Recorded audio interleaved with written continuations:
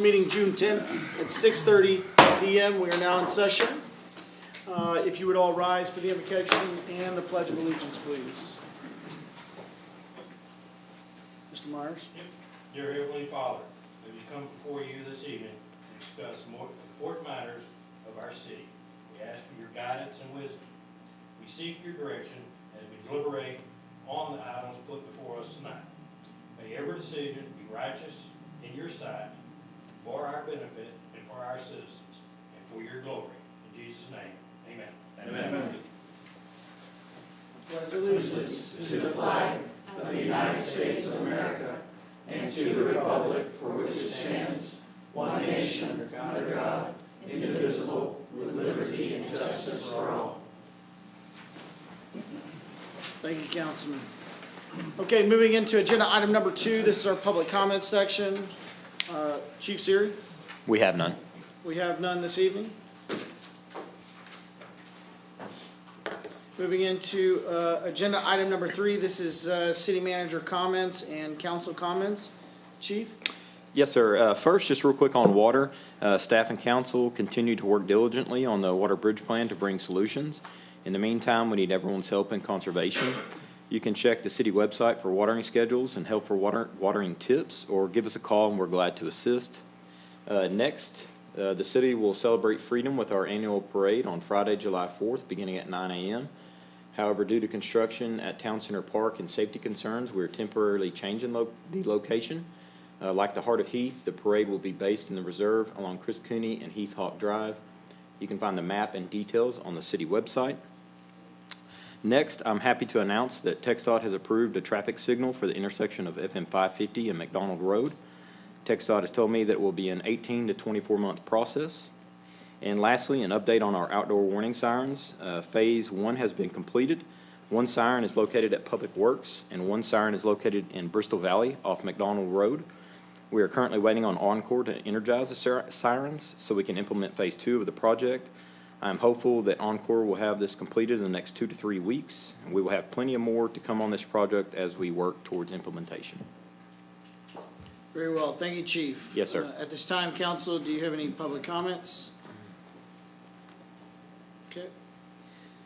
Very well. I would like to echo that. 4th of July is a great time, so on the record, and for anybody in the audience, if you haven't come, please come to the parade. It's probably one of the best parts of this hometown Heath environment, and it's a lot of fun, and I think it's wonderful not only for kids but for adults just to watch and literally see people sometimes in golf carts and on bikes, and it's a fun, cool, small town event. So please be here, come out for that. Also, a big thank you to the chief. Thank you for actually a number of different people. Mr. Creed, as far as working with the Public Works team, but the chief, as well as even Justin Holland, sending a letter to the state and trying to activate some level of awareness that we really do have a concern at 550. So I'm very excited to see that TxDOT has come back and said, okay, we recognize it, and we're gonna try to do something about that with a signal. So that's a big deal and a big thank you. Also, another wonderful thank you with this sirens. In fact, when I first took office, I don't know how long it was, it felt like days, that we had a massive storm come through and power outages all across the city.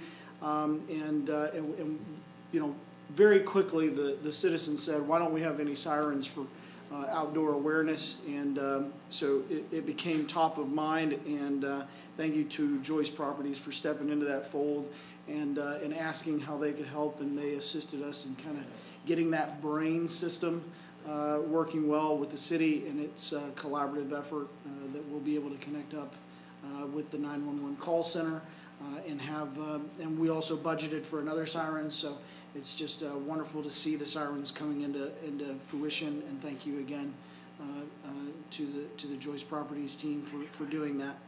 Okay. Excuse me. Before you move on, may Go ahead, I ask Councilman. a question of Sure. Chief about his comment? Sure. Great. Chief, with regards, that's just incredible news about the traffic light. Yes, sir. The whole 18 to 24 month on the implementation piece is what it is. Yes, sir. It is a government project, and one would expect it to not move any faster than that in any case. But I'm wondering, kind of on the interim basis, what can be done and what are you and your team thinking about with regards to, putting interim measures there? Because traffic accidents are still occurring and it's still an area of concern and will be over that 2-year span. Yes, sir. So we've assigned already, we have the SROs that are out of school right now, and we've assigned one officer to work at traffic enforcement there every day that he's here during the week. So he's doing high enforcement there. We've also ordered 2 signs that will be placed. One is on McDonald that are flashing that says intersection ahead. So that's what we've been doing in the interim there is try to step up enforcement and education on that roadway. Fantastic, thank you for that. And because Chief is too humble, Chief also received an award over the last week with regards to fire credentialing and recognition. And it goes without saying that you are the best chief in the county and we believe the whole damn state of Texas. So Well, thank you very much for that. Congratulations. Thank you. Very good. Thanks. Thank you, Councilman. Any other comments, council members? Okay, all right. Moving into agenda item number 4, this is our consent agenda. 4.A, action regarding the minutes of the May 27th, 2025 regular meeting. I believe everyone's had time to review this. So at this time, the chair will open the floor to entertain a motion. Motion to approve. Motion to approve by Councilman Omby. I'll second. Second by Councilman Myers. All of those in favor say aye. Aye. Those opposed? Passes unanimously. Thank you, council. Moving into agenda item number 5. These are items for individual consideration. 5.A, ZA 202501, conduct a public hearing, discuss and act on an ordinance of the City Council of the City of Heath for a request from Grant Keller on behalf of the owner Beth Jackson for a change in zoning from agricultural district to planned development district, LR, and for approval of a concept for LR local retail land uses being on 11-acre tract of land situated in the East Hill Survey, abstract number 207, City of Heath, Rockwell County, Texas, RCAD PID 12818. Mr. Gonzalez. Yes, sir. Thank you, Mayor, and good evening, members of the council. And the applicant here is Mr. Grant Keller is here this evening, him and his team. And they were before Planning and Zoning Commission in May 6th, after working through a couple of sessions with P&Z in order to get this concept plan right. And essentially what the Planning and Zoning Commission did is they requested a change to the concept plan, a change to the open space requirements. They wanted to see some development standards in the form of an ordinance, as well as what was a vacant lot to be addressed. And so they did that. And with this, what they're looking to do is to request a PD for this particular property that you see here, and it's located adjacent to the high school. It's just south of the high school on Heath Hawk Drive. And what the comp plan takes a look at is how will this be used for the property, and it allows for a mixed use development. And essentially what that means is that you can have a mix of office and retail in this particular plan. And here's an aerial image of the property as it sits now. As you can see, there's some trees that line the property now. Some of those are going to remain in place. Some of those will be removed. And they've taken this property here and cut it up into 10 lots. 9 buildable lots, I should say. They're all over an acre in size. And so this is kind of the layout as you'll see from an aerial image. But if we take a look at the concept plan here, you can see a better detail of what the applicant plans on doing. Their first opportunity is to be able to come in here on lot 1, and they're proposing a PNC bank to be located here with the drive-through. So the one thing I want to point out is that if the PD is approved, this will come back to you in the form of a CUP, a conditional use permit, for the drive-through. With that being said, the remainder of the lots, the remaining 8, will be a daycare center. You got medical office, and of course retail. And the one lot that you have back here will be more along the lines of a retail a regional detention area. The one thing that the comp plan calls out for is a connection to trails and trail systems. There's an existing trail here to the south of the property that's located here, and so one of the things that the applicant has done is to create connections. There's like 4 connection areas right along here, as well as to put a walkway around the detention pond and creating an opportunity here to get onto the trail, as well as another opportunity here to get onto a sidewalk that they're going to be placing a 5-foot sidewalk here. They're also providing benches over here for folks who may want to just take a rest. So they're providing those elements there. The landscaping and that you see on this right now, we will take a look at that at the time of PD development plan or site plan to make sure that it's meeting all of the technical requirements for site planning. And then also, should this be approved, it will go through the preliminary plat, site plan, engineering, and platting before you'll see anything built on the ground. This is a line drawing, just a concept of the PNC Bank that'll be proposed, that's being proposed there.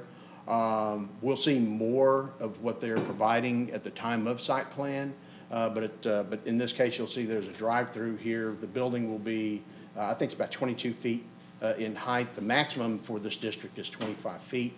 And you'll see that in the draft ordinance that's provided to you.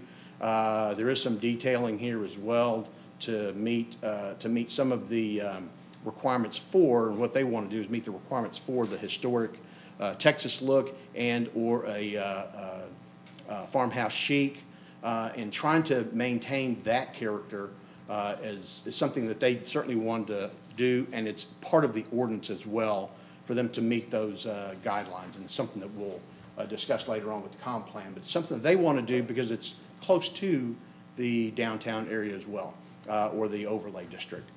They don't have to meet the overlay requirements. However, they did put these standards for design in their PD to make sure that they are meeting the intent of that. With this being a zoning case, the land use strategy that's within the comp plan requires the city to be able to take a look at this anytime you have a request to see if there is appropriate and consistent with the city's ideals for quality and sustainability in the areas of, does it offer something unique for Heath, and is it within walking distance of public spaces, open spaces? I think they're demonstrating that. Does the development provide off-street pedestrian and bicycle connections? We have connections to the trail system that they're providing. How does the development proposal impact the city fiscally, tax revenue, infrastructure? They do have existing infrastructure there for water and sewer. There is an 8-inch sewer on the north side, as well as 12-inch water that they'll be able to tap into. So the infrastructure is there for them to be able to build. Does it respect the environment significantly? Like it's talked about floodplains, but talked about use of amenities. So they're amenitizing the open space area as well too. So just questions that you can ask yourself about this to see how this applies. With this, the Planning and Zoning Commission did take a look at this on May 6th, and based on the revised plans that they submitted that you have here in front of you, they are recommending approval of this application. The applicant is here, can answer any questions that you may have as well, and I'm available for any questions, and this is a public hearing. Very well, thank you, Mr. Gonzalez. At this time, council, do you have any questions for staff? David, do you have a read on the drive-through element of the proposed bank and how we considered the drive-through portion? Let's say, for example, with A and B that's building on the corner. Can you comment on that? So the drive-through, there is anytime we have a drive-through that comes in, you have to have a stacking of variance. That way, make sure that you're not blocking any traffic. So the one thing that we want to make sure whenever this comes through for actual plan, we want to verify that that drive-through is going to meet the stacking requirements. and that it's not going to create any kind of a condition for traffic as well. Okay, so maybe let me ask the question different. Did we approve a drive-through for A and B? Does A Yes. and B have a drive-through component that's being constructed down here on the corner? Yes. Yes. I There's don't a know the drive-through answer to that. stop. I didn't do, I'm sorry, I didn't do the site plan for that one. Okay. Wasn't here. I don't know the Okay, answer to that. yeah, and the reason, you know, being is I know there's some sensitivity in this community to drive-throughs and whatnot, but, you know, a banking, it's kind of integral to have from a banking perspective, you know, for that type of business. And I was just wondering if this was, as our legal folks would say, a case of first impression, or if this is something that we have done previously. So it seems like it's something we've done previously, according to Yes. this It group. looked like, I think, I Okay. went by there today, Scott, there was 3 drive-throughs. Okay. Actually, but it looked like they were putting them aside to kind of, on the, where you would be on 550, Right, looking at it right. to counter what the bank's gonna look like. Gotcha. through the drive-through. Okay. Yeah. Secondly, I applaud the applicant on going with the 1 acre size development parcels. That's something that is not often seen in the terms of commercial infrastructure. I also like the adherence as much as possible to the design plans in concert with what we're trying to do and that we have already on the shelf with the overlay district that we're looking at from a building and design perspective. So that's it, David. Those are just 2 comments and 1 question. Yes, sir. Thank you. David, I got one if I can. Okay, Councilman Myers. I've taken it that, looking at this, that the front of the bank's gonna face to the east there, not towards Chris Cooney. Is that correct? It will, what the PD going to call for as a front facing of along Lawrence Drive. Yes, and so they'll, whether that's a faux entrance or not, they'll have something that shows the facing there. But I believe the entrance is going to be facing Heath Hawk. Is that correct? Yeah. And I know we're a little early on this, but my only concern is I don't want, if we got the fancy facing the front with all the facade and the fixtures, I don't want a blank side there where everybody sees. Like I said, I know we're a little early for that. Okay. Councilman? Yes, I have a question. Well, first, an acknowledgement. As I was looking through the due diligence, I saw a lot of traffic assessment that had already been considered, which I think is really important, as it will impact the Heath Hawk Drive.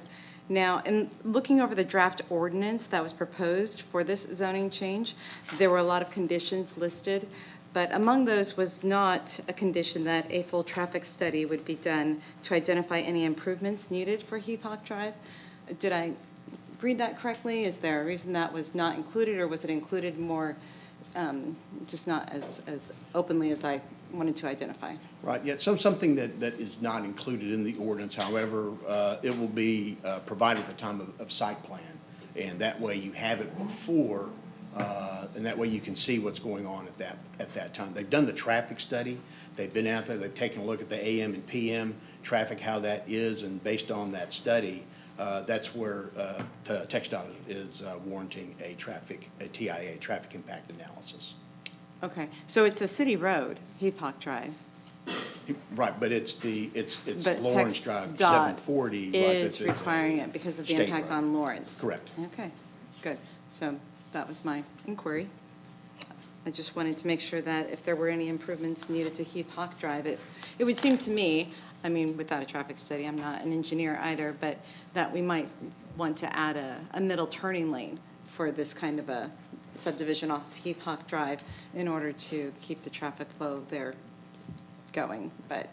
Right, yeah, and the one thing that they're not gonna have any, you may know this, they're not gonna have any access off of Lawrence onto the side. All their access will be along Heath Hawk Drive. Right. And they'll have 4 entrances there for that, to Right. provide that.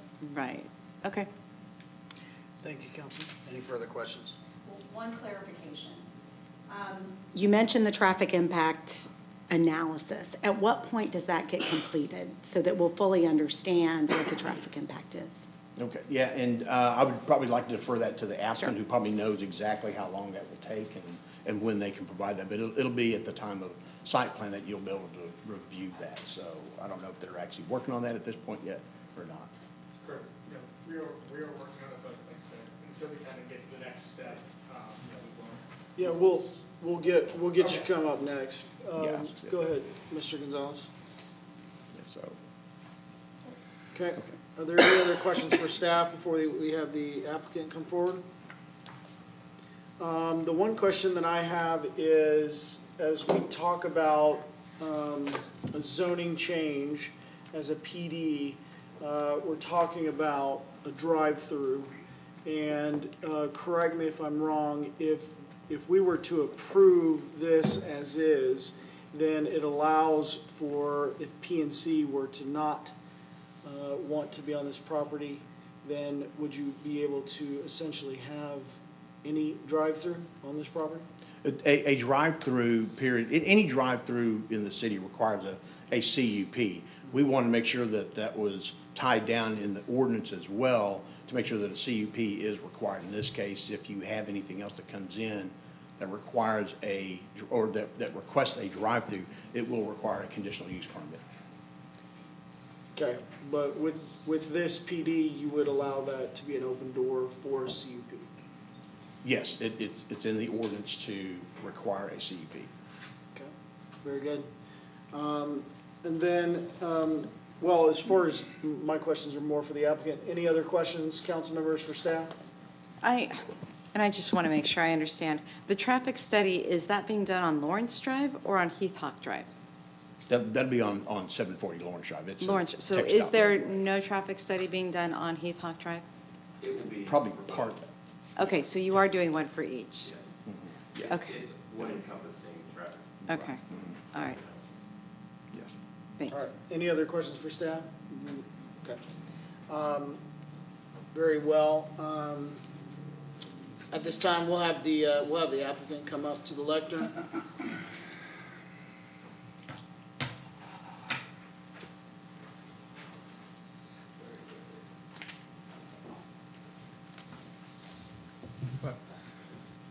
If you would just state your name and your address, please.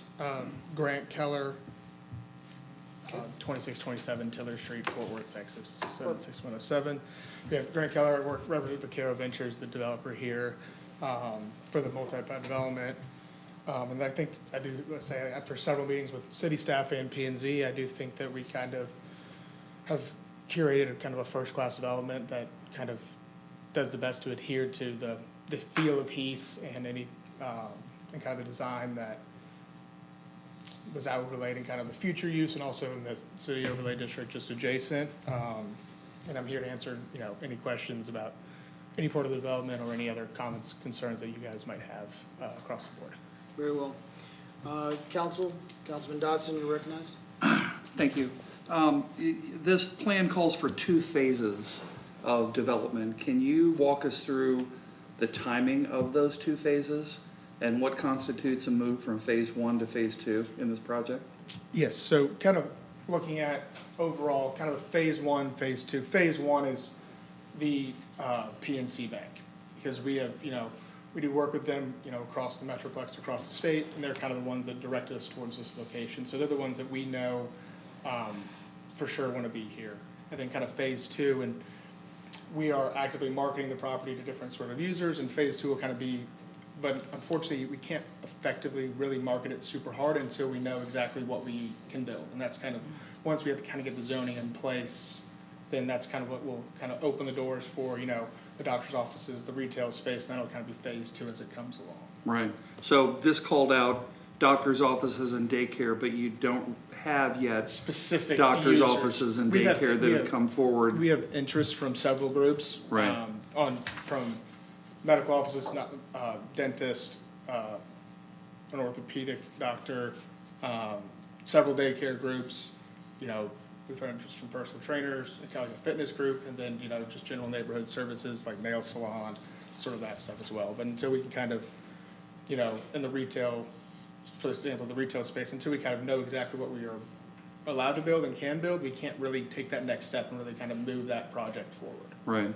So in terms of the tenants, will you be doing or considering build-to-suit?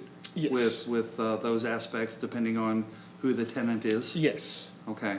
And assuming that you have the interest, particularly for the phase two, which is, okay, almost all of it. Large majority, yes. How long would it take you to put that on the ground?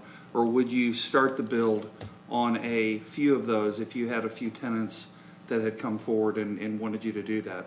Or is this a situation where you're not gonna build any of it until you have it all populated? No, we would kind of do it as, you know, as they come along, you know, so for example, just for like that rear retail building, kind of, you know, if we had one or two tenants and there's, say, a 3-tenant center, we would just, you know, we would move forward because we've kind of got, and then wait for, you know, that last one to come, you know, post-construction. And then, you know, the PNC, they're actively moving forward, pending any approval. But yeah, no, we would kind of do it as a tenant. We wouldn't wait till all 8 pads are complete before we Right. started. We would kind of do as they come. Right, okay. And are you working with our Economic Development Council with regards to outreach and recruitment for tenants for your phase two? We will, assuming when we get, you know, kind of down that road, in terms of, you know, like, from a job fair perspective, it's like a hiring? Or No, from a business selection. I think that, you know, when you brought up nail salons, you know, it kind of, you know, makes people itchy with regards to oversaturation with Yeah. that particular business element. And I'm just but- using that as an example. Yep, I understand. But, again, you know, I think we're pretty choosy on the types of businesses we have here, and one of the things on these PDs is, once the horse is out of the barn and it's yours, you guys can put in whatever you wanna put there. So I would just really strongly recommend that you guys work with our Economic Development Council to identify, you know, the right type of high-end businesses that Heath is really desiring at this point. Yes, sir, we will. Okay. I have no further questions, Mayor. Thank you, Councilman Dodson. Council members, any other questions for the applicant? I would just second what Councilman Dodson said about working with the EDC. I feel strongly about having the right kinds of retailers in that kind of development in that location. And if, I just want a separate comment about the TIN, there was several questions about that. You know, kind of, once we get the zoning in place, you know, PNC will kind of kick that off, and they'll be the first at the table. And so, yes, that will be the one that we would submit to city staff as we go through the, you know, what they call the plan development and the site planning section.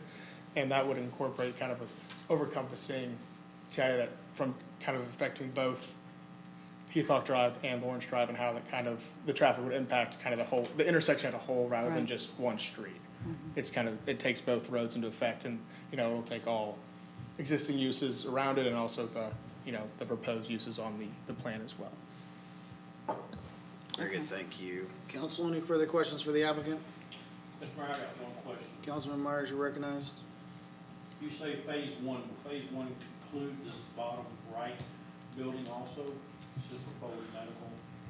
No, sir. No, it'll just be the bank, but you will construct all of the parking lot then, basically. Correct. Well, the infrastructure work and kind of all of that will be done in the phase one with PNC at the bank. And then, you know, the access points, the drive, the fire lane, all of that. And then, you know, as, like I said, as tenants come along, you know, we will kind of build out the rest. Councilman Myers, any further questions? No, I'm good. Councilman Horn? Thank you. Councilman Warman? No, sir. All right, so I've got a couple of questions. So as I look at this, I guess one question that comes to mind is our parking ordinance. And obviously, there's different regulations on parking, whether it be medical or general retail. So are all of those in compliance? Okay.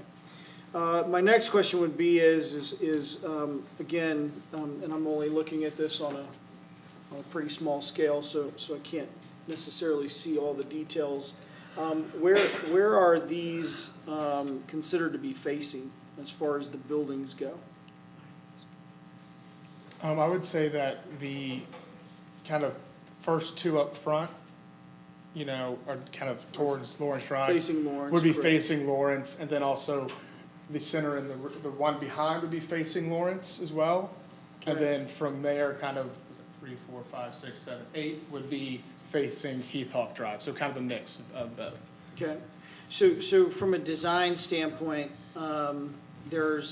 is this open space that I'm seeing as far as in between the buildings? Yes, that kind of, are you talking about that To the sort of south. sort of that white space that's called out on there? Correct. Yes, that is open space. And what are the plans? I didn't see call-outs for the open space. It would just be, grass.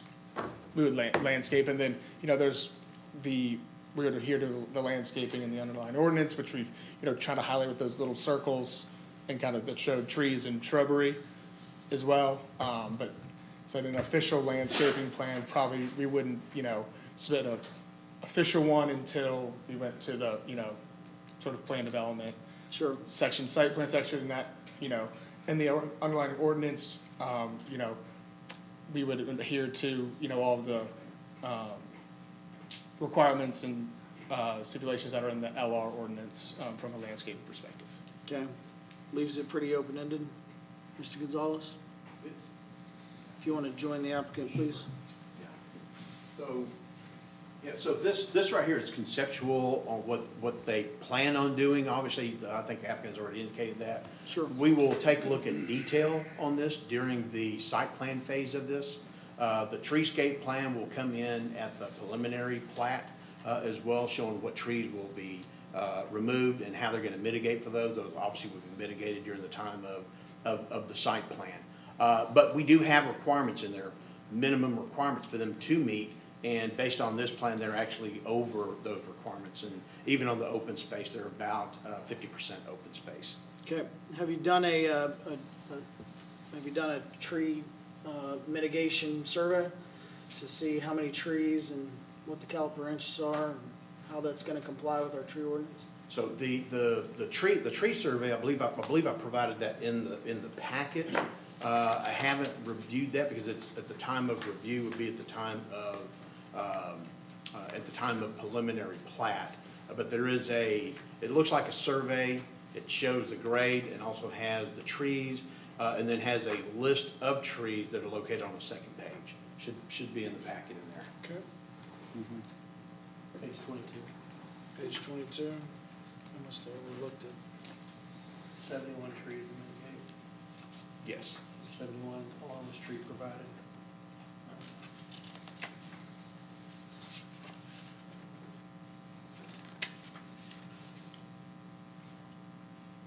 And so we will do an inch for inch mitigation to make sure that they are meeting the requirements at that time. Okay.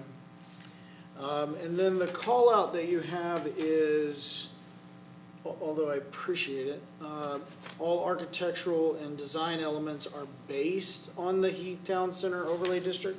So there's no actual requirements for the PD to comply with the Town Center Overlay District. It's written in there as well. I think that was just a statement they put on the last page of the ordinance, but there is standards in here in the development standards for the design of the building, and it does call out the farmhouse chic, Texas historic, Texas Hill Country. and Texas Hill Country as well. It meet the kind of the overall masonry requirements, X% amount of brick and approved uses, or approved materials like brick, Austin stone. Austin stone specifically. Okay. So ostensibly, that would happen during plating then, Mayor? Yeah. Correct, plating with, and input from A or B and P and Z? Correct. That's Yeah. why I was trying to make Yeah. sure that we're being very specific Gotcha. on a PD eval. Okay. I think kind of meeting with city staff, we try to be as, kind of our comments, we were trying to be as more specific than just the underlying zoning read, so we can kind of, try and curtail any of the potential comments about kind of being open, kind of the wild, wild west once it's approved. We tried to really refine that as much as we possibly could. Right.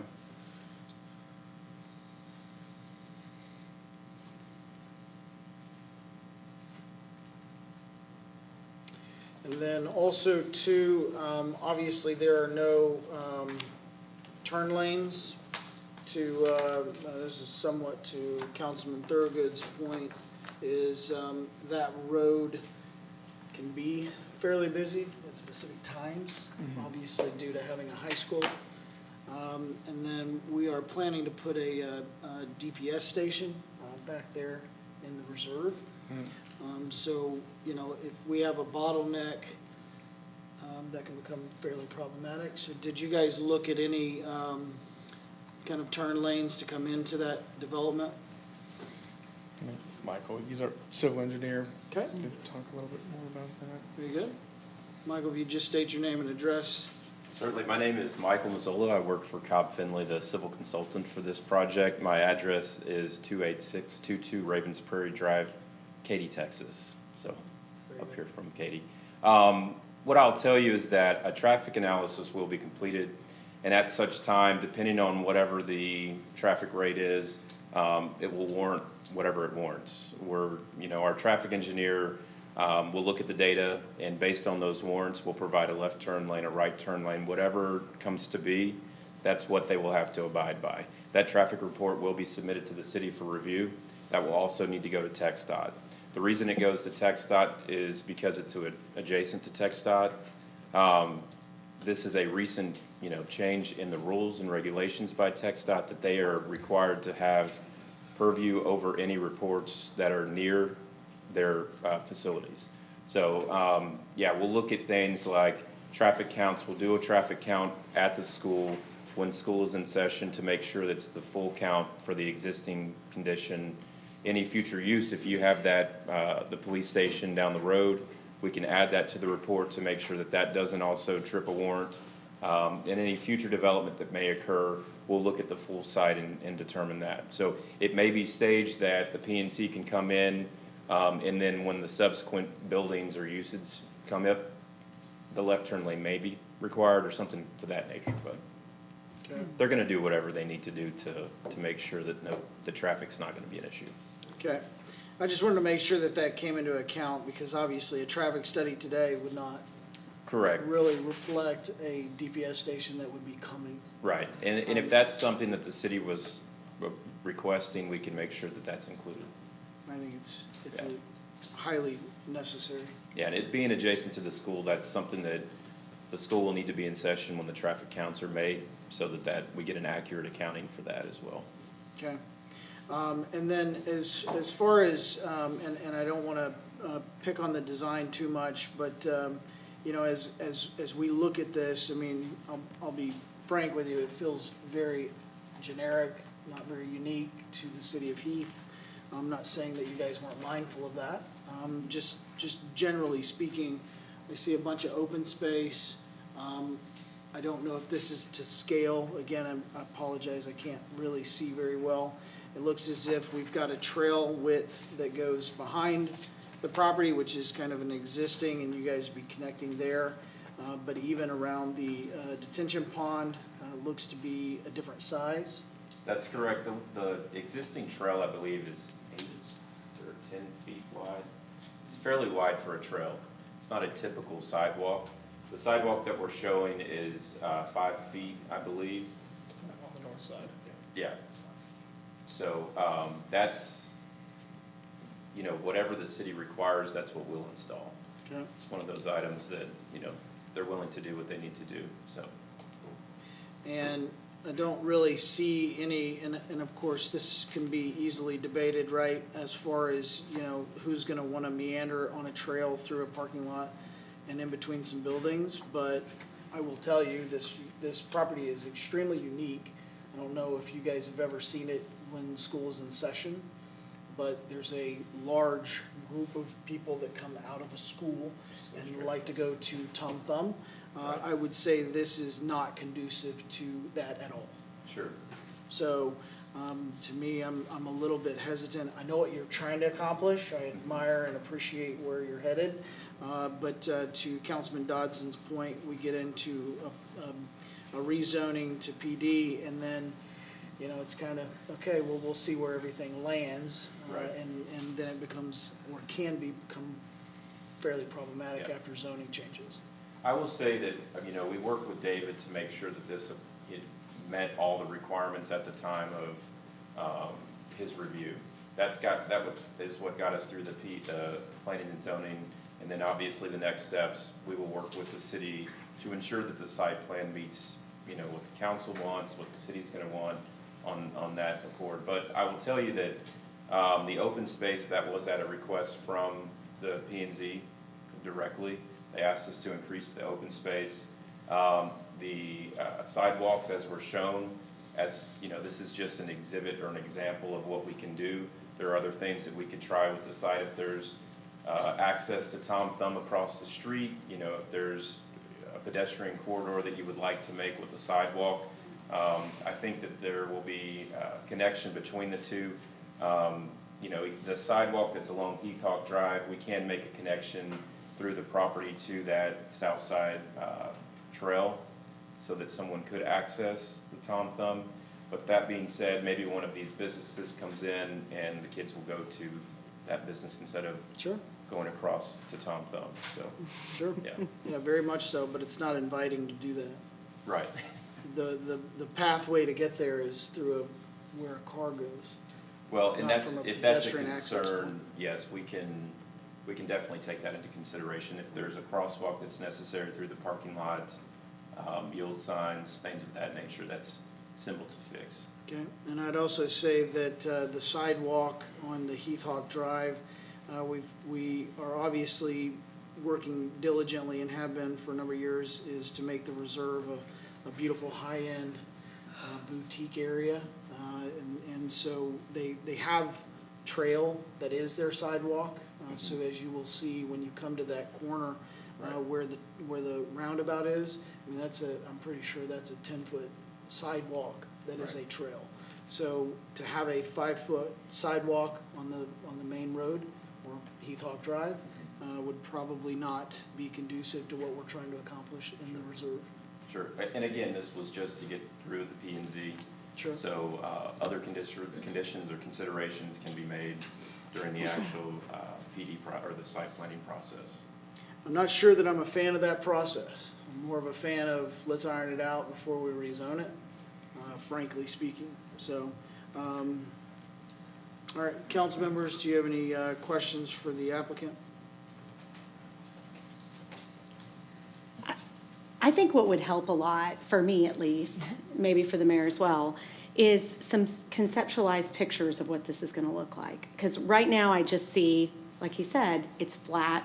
It doesn't really show us what it's going to look like. And I think, and maybe I'm jumping ahead, maybe that comes later, but I think that would help to see, this is where it's all laid out. This is what it's going to look like. And I know we've seen that several times with other presenters, so I think that would be helpful. Thank you. I think that David may be able to add what the next steps would be directly so that you can see exactly what's to transpire. And there are stop gaps between now and when the site plan's approved that you will have that time to look at elevation views. I'm sure that the architect, the landscape architect, could provide all of that information to you. But I believe there is a time and a place for that. We were just getting through the P&Z at this time, and then obviously the council's approval of their suggestion, so. And I'll just comment that when we talk to the citizens before we make a change, they are very invested in making sure that we hear what they want from us and that we let you know that. So I think we're just trying to make it easier for you and easier for us to be able to say, this is a good thing for our town, and so that would just be helpful. Yeah, I mean, like I think David said, we had several iterations with planning and zoning, to take the comments into consideration and try to make the correct changes to kind of curb any fears or concerns from the, the plan development. As you know, he said it's 11 acres. It looks daunting on a two-dimensional sheet of paper that's, white and gray, that doesn't really bring the full life of the development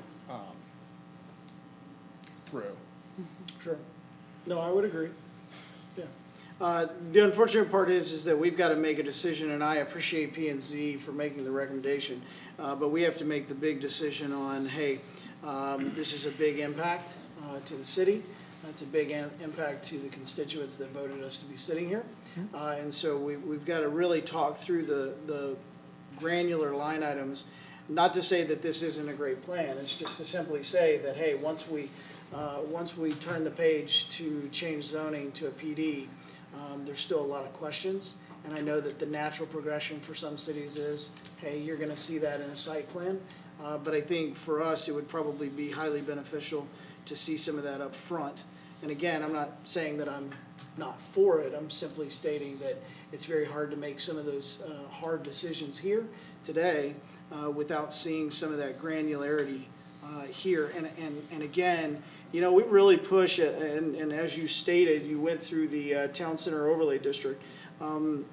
I'm going to ask you a pretty benign question, and curious on your answer is that, do you feel as though this fits into what Town Center Overlay District tries to embody?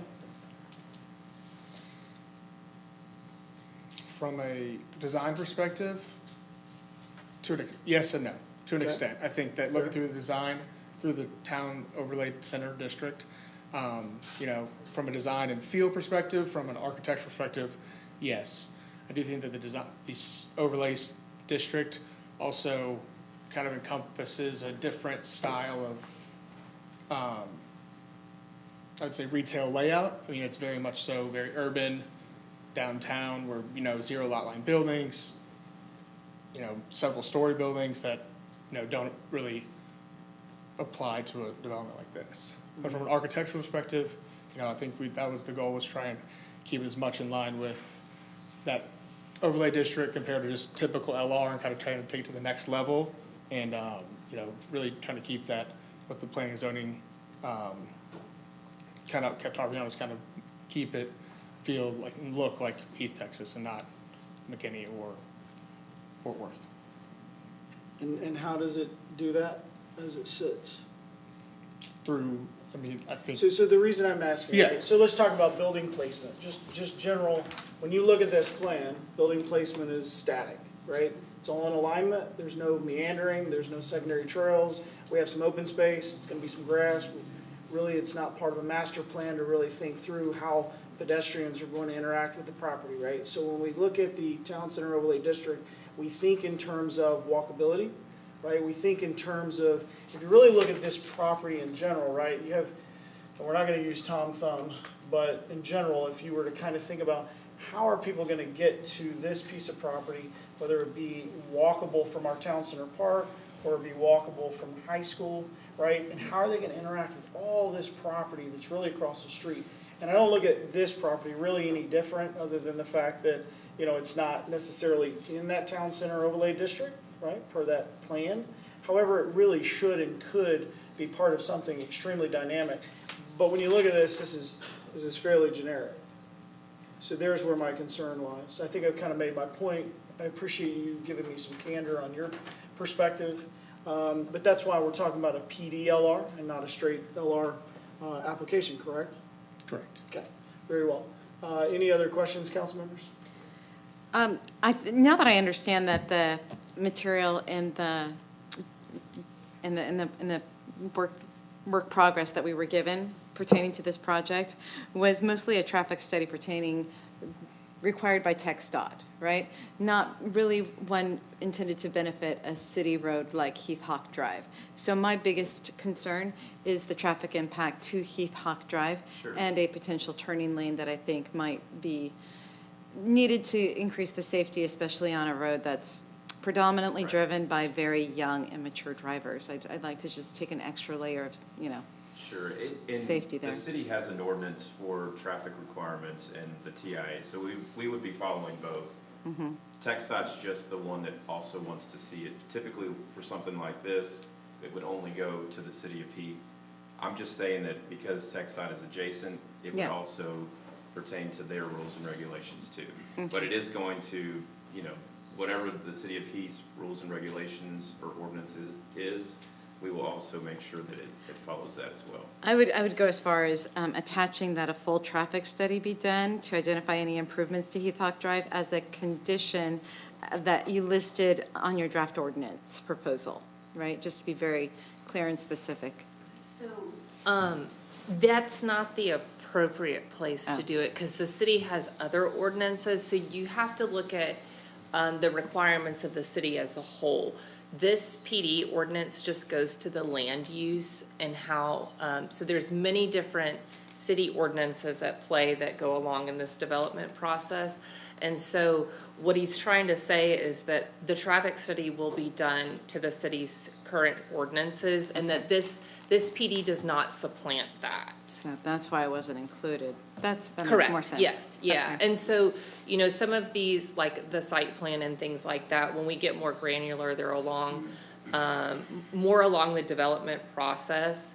And I think, to convey what you all want to see for this property, we need some more, I hear the different building, we don't want them in a line, similar walkability, maybe a pedestrian corridor, to help move people through that property, but some more, definite things that the applicant can take back and work on, to really help them understand what council's vision is. Very good. Thank you, Councilman. Appreciate that. Also, I have another question. So as we know, the property that is the Tom Thumb area, and there's a bit of a roadway that goes right behind the, I believe it's Chase, and I believe it's a gas station. So, is there a reason in which you did not build a connector? So that's a private drive that, we don't have any access over to. We'd have to get, specific approval from, I would most likely say, the developer, and then along with every other tenant in the development. Sure. So, that's something that we could potentially explore, but, the feasibility of it is probably, It's a slow process. slow, and It doesn't- once you get one person that doesn't agree, then it's, you could have 7 of the 8 say yes, and then one person says no, and then you're kind of. So I will say that, just from a traffic standpoint too, the connectability between the two might also provide issues for people cutting through. Students would cut through the parking lot and go over to the school. Sure. Instead of going to the light and actually waiting for the turn signal there. And I wasn't necessarily recommending it. I was just Yeah, curious yeah, on but no, the it's more because fundamentals. it's mainly because of that as well, but it's also, a private drive that, is controlled by Tom Thumb and the developer, and, I'm sure Chase and the gas station and the Wings Over Heath and all of them are a party to, and so we would need a, substantial sign off that is, in my experience, harder to get. It's more, you don't get it more often than not, Okay, just from too many cooks in the kitchen. okay, very good. Council, any further questions for the applicant? All right, no, very good. Thank you, guys. Sure. Okay, at this time, we will be opening up for a public hearing. So we will open public hearing at 7:23. Are there any residents that would like to speak for or against?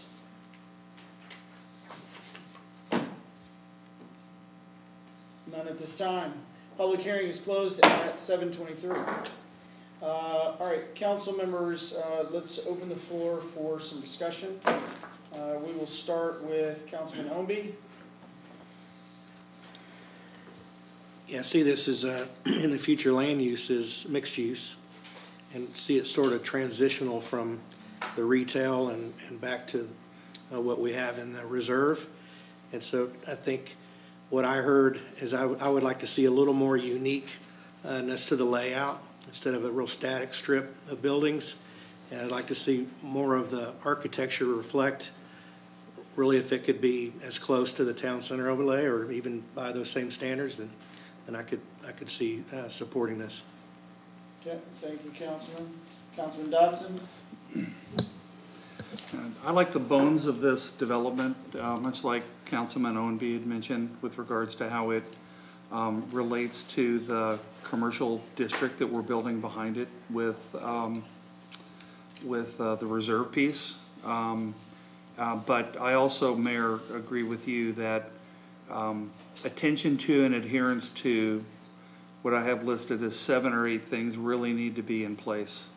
Or else you can put a lot of work in and hope that folks will forget, but I can assure you that at least this group won't, with regards to these 7 or 8 items that I think I would be in favor of including in a conditional approval for. Thank you, Councilman Dodson.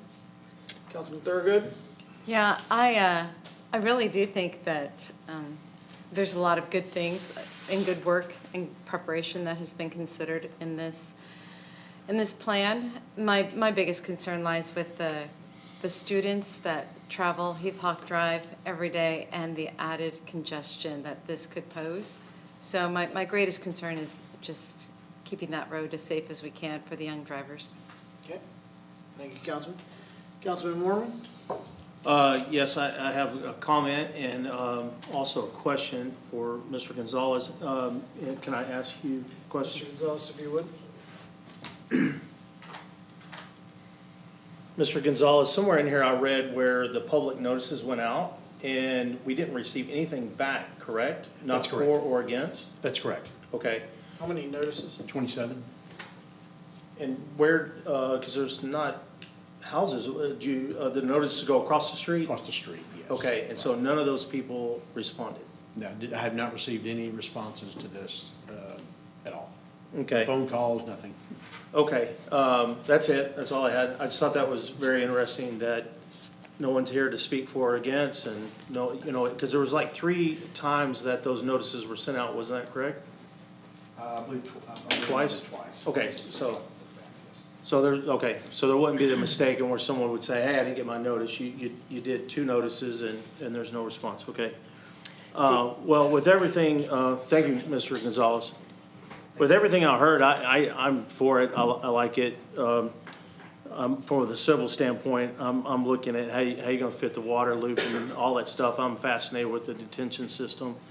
And I would like to see a little bit of buffer on that, our beautiful path trying to get in and out. That parking lot's pressing right up against it. It would be nice for our citizens to have more of a scenic walk and you don't have all these hot cars possibly leaking oil and stuff, but I like it and I'm for it, and that was my only concern is what the public comments were, so we don't have any at this time, and that's all I have. Okay, thank you, Councilman. Councilman Myers? I'm just gonna kind of piggyback on what Councilman Owenby said. I'm for the plan itself, because I think it's gonna be a big asset for us for the reserve area, because this would be part of the front of it there, and again, like we're wanting to do for is that area for is commercial.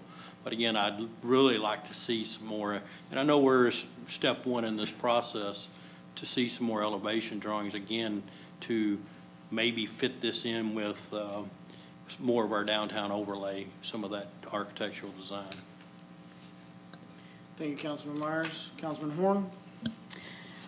Thank you so much for bringing this to us, and for, I love the fact that we have a little trail that goes around a pond. I do believe there are citizens that would take advantage of that.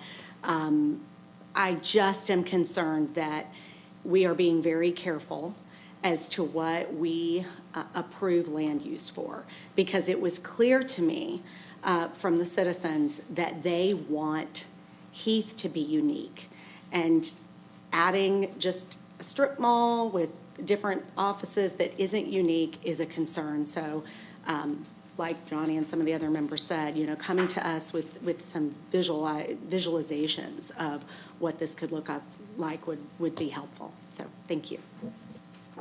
Thank you, Councilman Horn. I believe I've made all my points at this time. The chair will open the floor to entertain a motion. Mayor, if I could jump in, because Please. I think with some of the comments from council that there might be some confusion. Exhibit D, starting on page 65, are the design standards from the town center overlay. So this PD is proposing to use the town center overlay design standards. It's not just that they're based on it. They were copied and pasted. Sure. I saw that in the draft ordinance proposal. Yeah, I think he gave that clarity there. Okay. Anything else, Councilman? Very well. All right. So again, at this time, the chair will open the floor to entertain a motion. I'd like to make a motion for conditional approval based on adherence to the uniqueness element out of our comprehensive plan, adherence to our downtown ordinance with regards to architecture, sidewalks being consistent with the other elements that they would be connecting to, a study regarding the student egress and the safety of those students passing through this area, the TIA that's been discussed, landscaping that also falls into the uniqueness and barriers with the berms, our lighting ordinance, and the alignment of the buildings to make it appear non-congruent with regards to the way in which it's laid out. Okay, so some of those are gonna be, so those are required, I mean, some of those items, but I appreciate. I just wanted to I be really on the like record, specificity. and I tried to be as That was- inclusive as I can on the comments that were made. There are days I'm supposed to repeat your motion.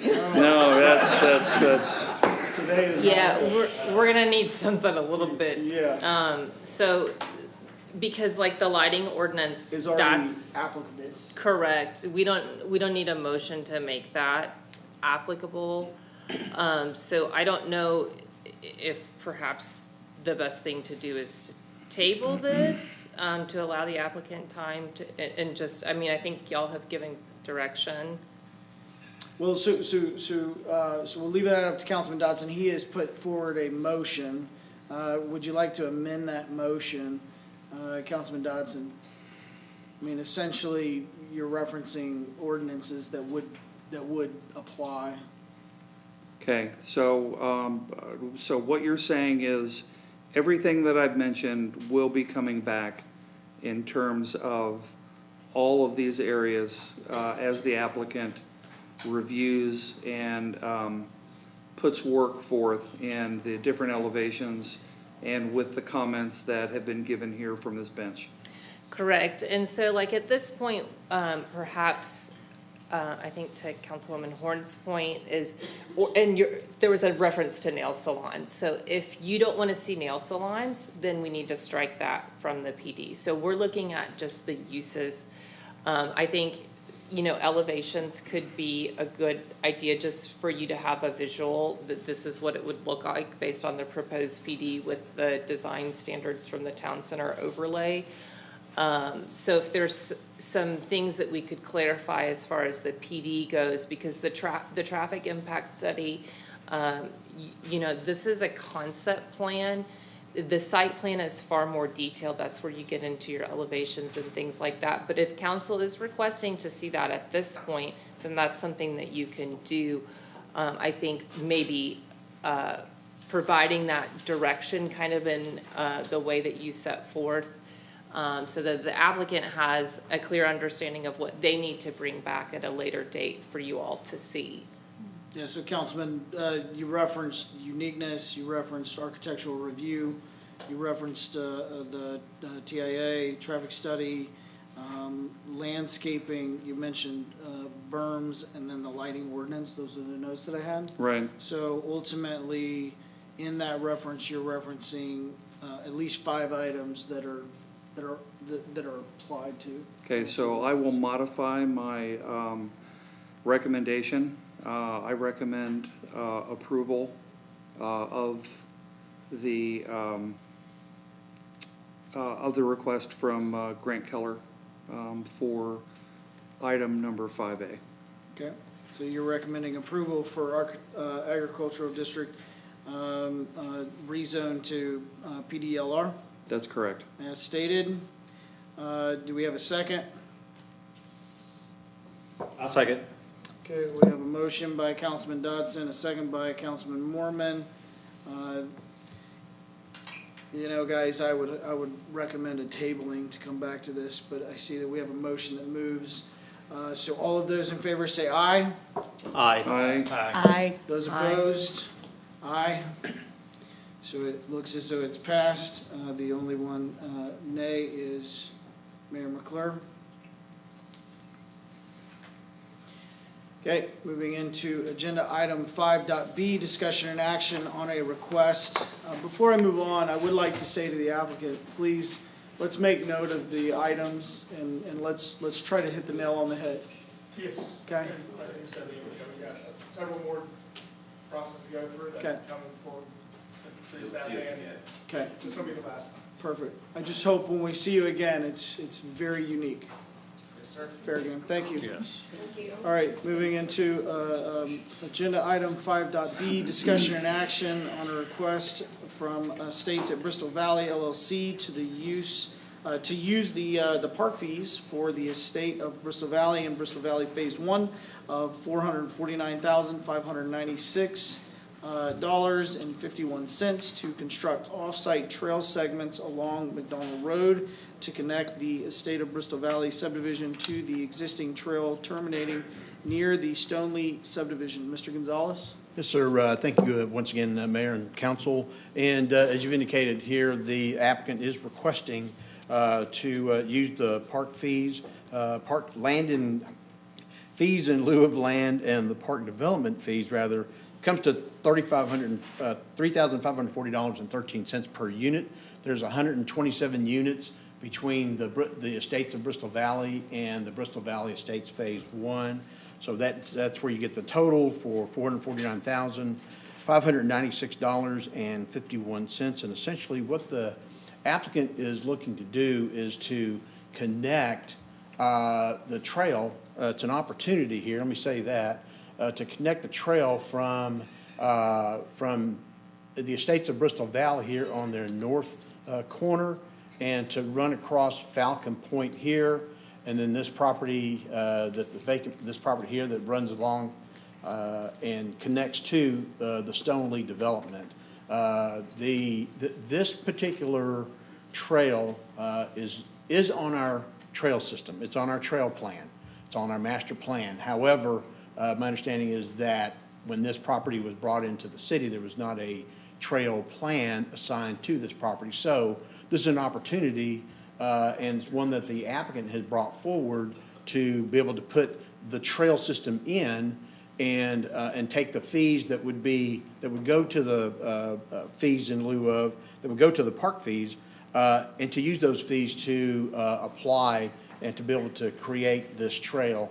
And what they've done, they've also included a opportunity cost here to show you what the total would be or could be for this, and some of the additional areas that they're going to have some potential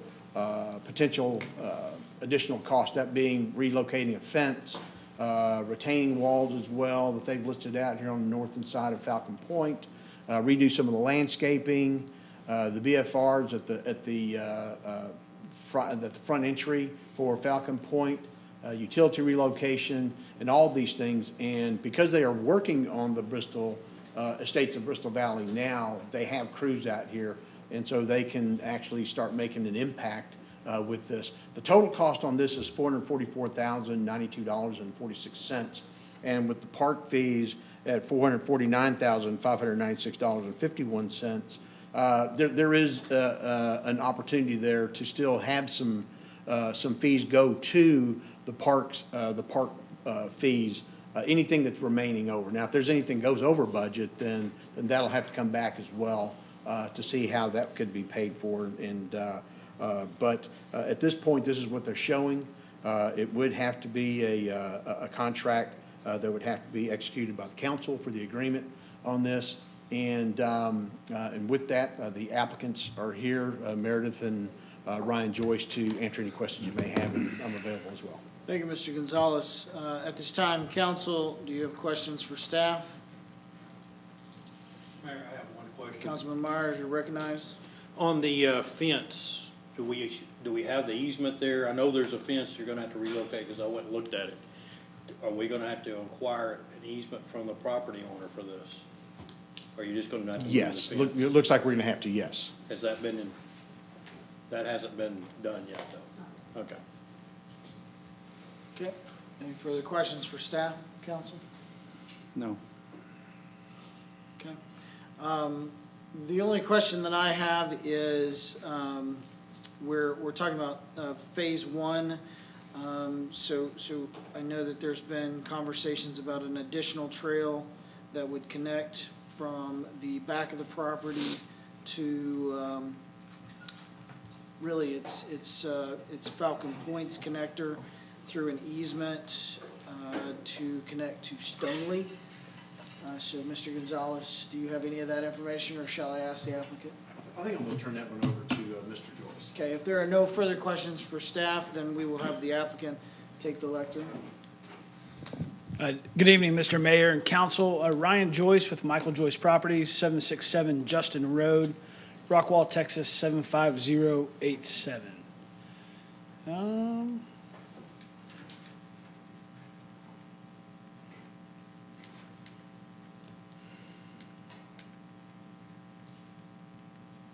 Oh, here we go. Awesome. So I just have a few slides to walk through, hopefully answer some of your questions that you may have. Several months ago, actually, city staff approached us and said, hey, can we do something with this? You know, currently, if you drive down McDonald Drive, there's a 10-foot trail that dead ends into a pipe fence and just stops. So we put our heads together as with Erin Adele when she was still here with the city, myself, and Meredith, my business partner and wife. We kind of put our heads together and tried to figure out, hey, what can we do? And at the request of the cities is how we kind of put this together. So this is utilizing park fees from both the estates at Bristol Valley and the Bristol Valley developments. You've seen the trail plan. You've seen it kind of blown up here. I don't need to kind of double in some stuff. But what I did want to kind of point out here is perfect.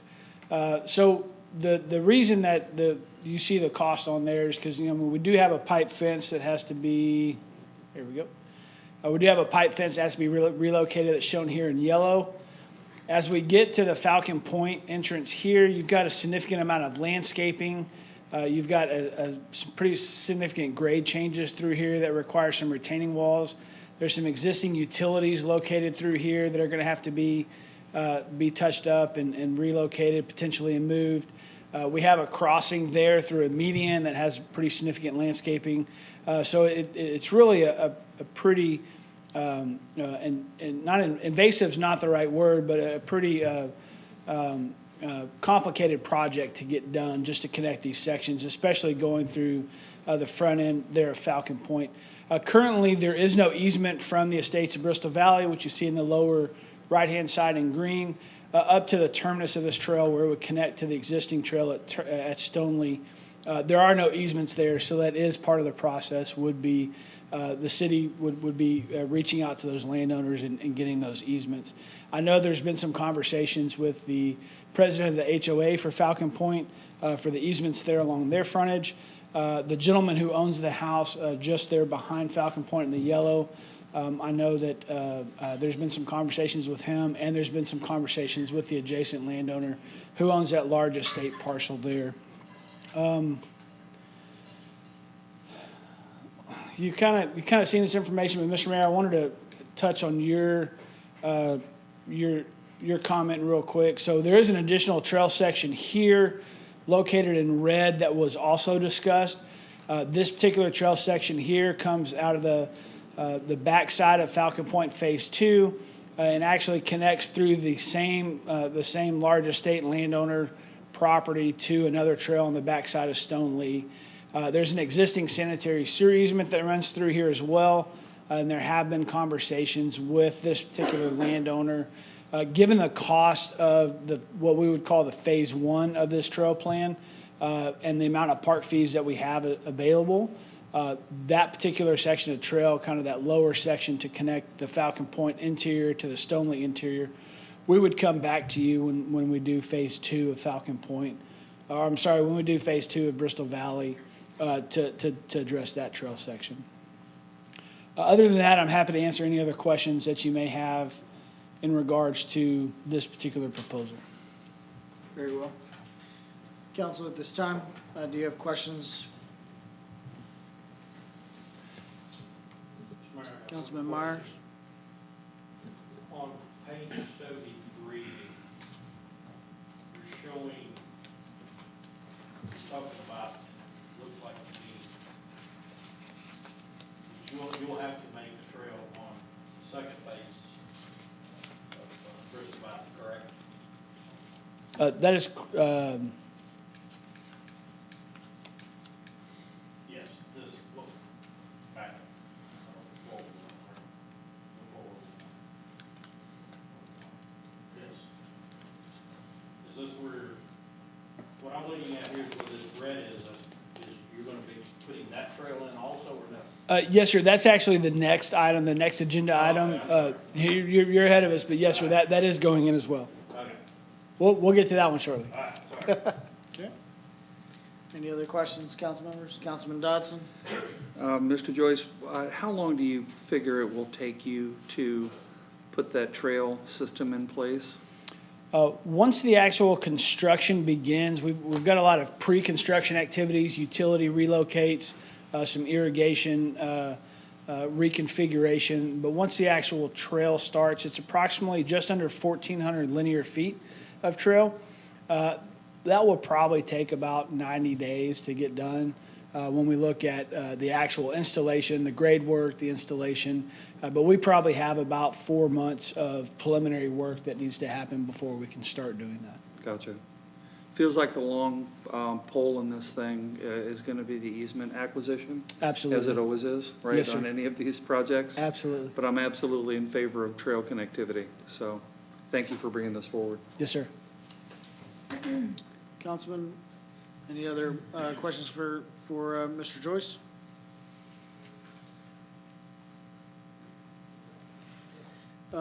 Looks like you might have some money in your concrete for acquisition of easement.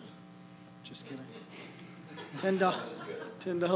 I'm not trying to micromanage. I'm just saying, hey man, I'm not sure who your concrete guy is. It seems a little bit padded. But hey, I'm appreciative of that because you might have some easements that you have to go. This is a preliminary budget, so this is not what the ultimate budget will be. Once we get through the engineering phase of this, we can actually put a hard OPC on it with some hard bids, and then bring that back to you all for approval. So don't let it be $10. All right, very good. Helping you there, helping you out. Okay, very good. Any other questions for Mr. Joyce? Thank you, Mr. Joyce. Yes, sir. Thank you, Okay. Mr. Mayor.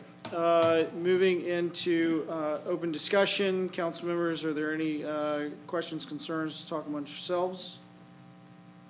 If there are none at this time, the chair will open the floor to entertain a motion. Actually, before I do that, I do want to point out my opinion on kind of transitioning these park requirements for, these park fees for trails.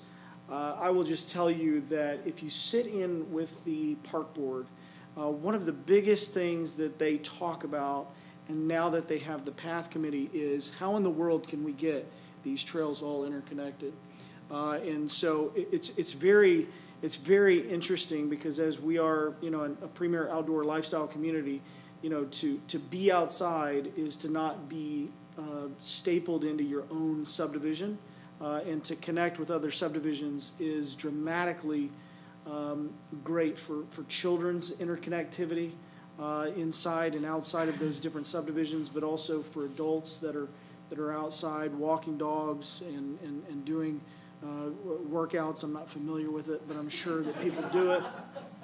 But in general, so I will tell you that typically I'm looking for a park in these developments, but I do appreciate Joyce Properties trying to say, hey, let's look for the greater good outside of just this neighborhood.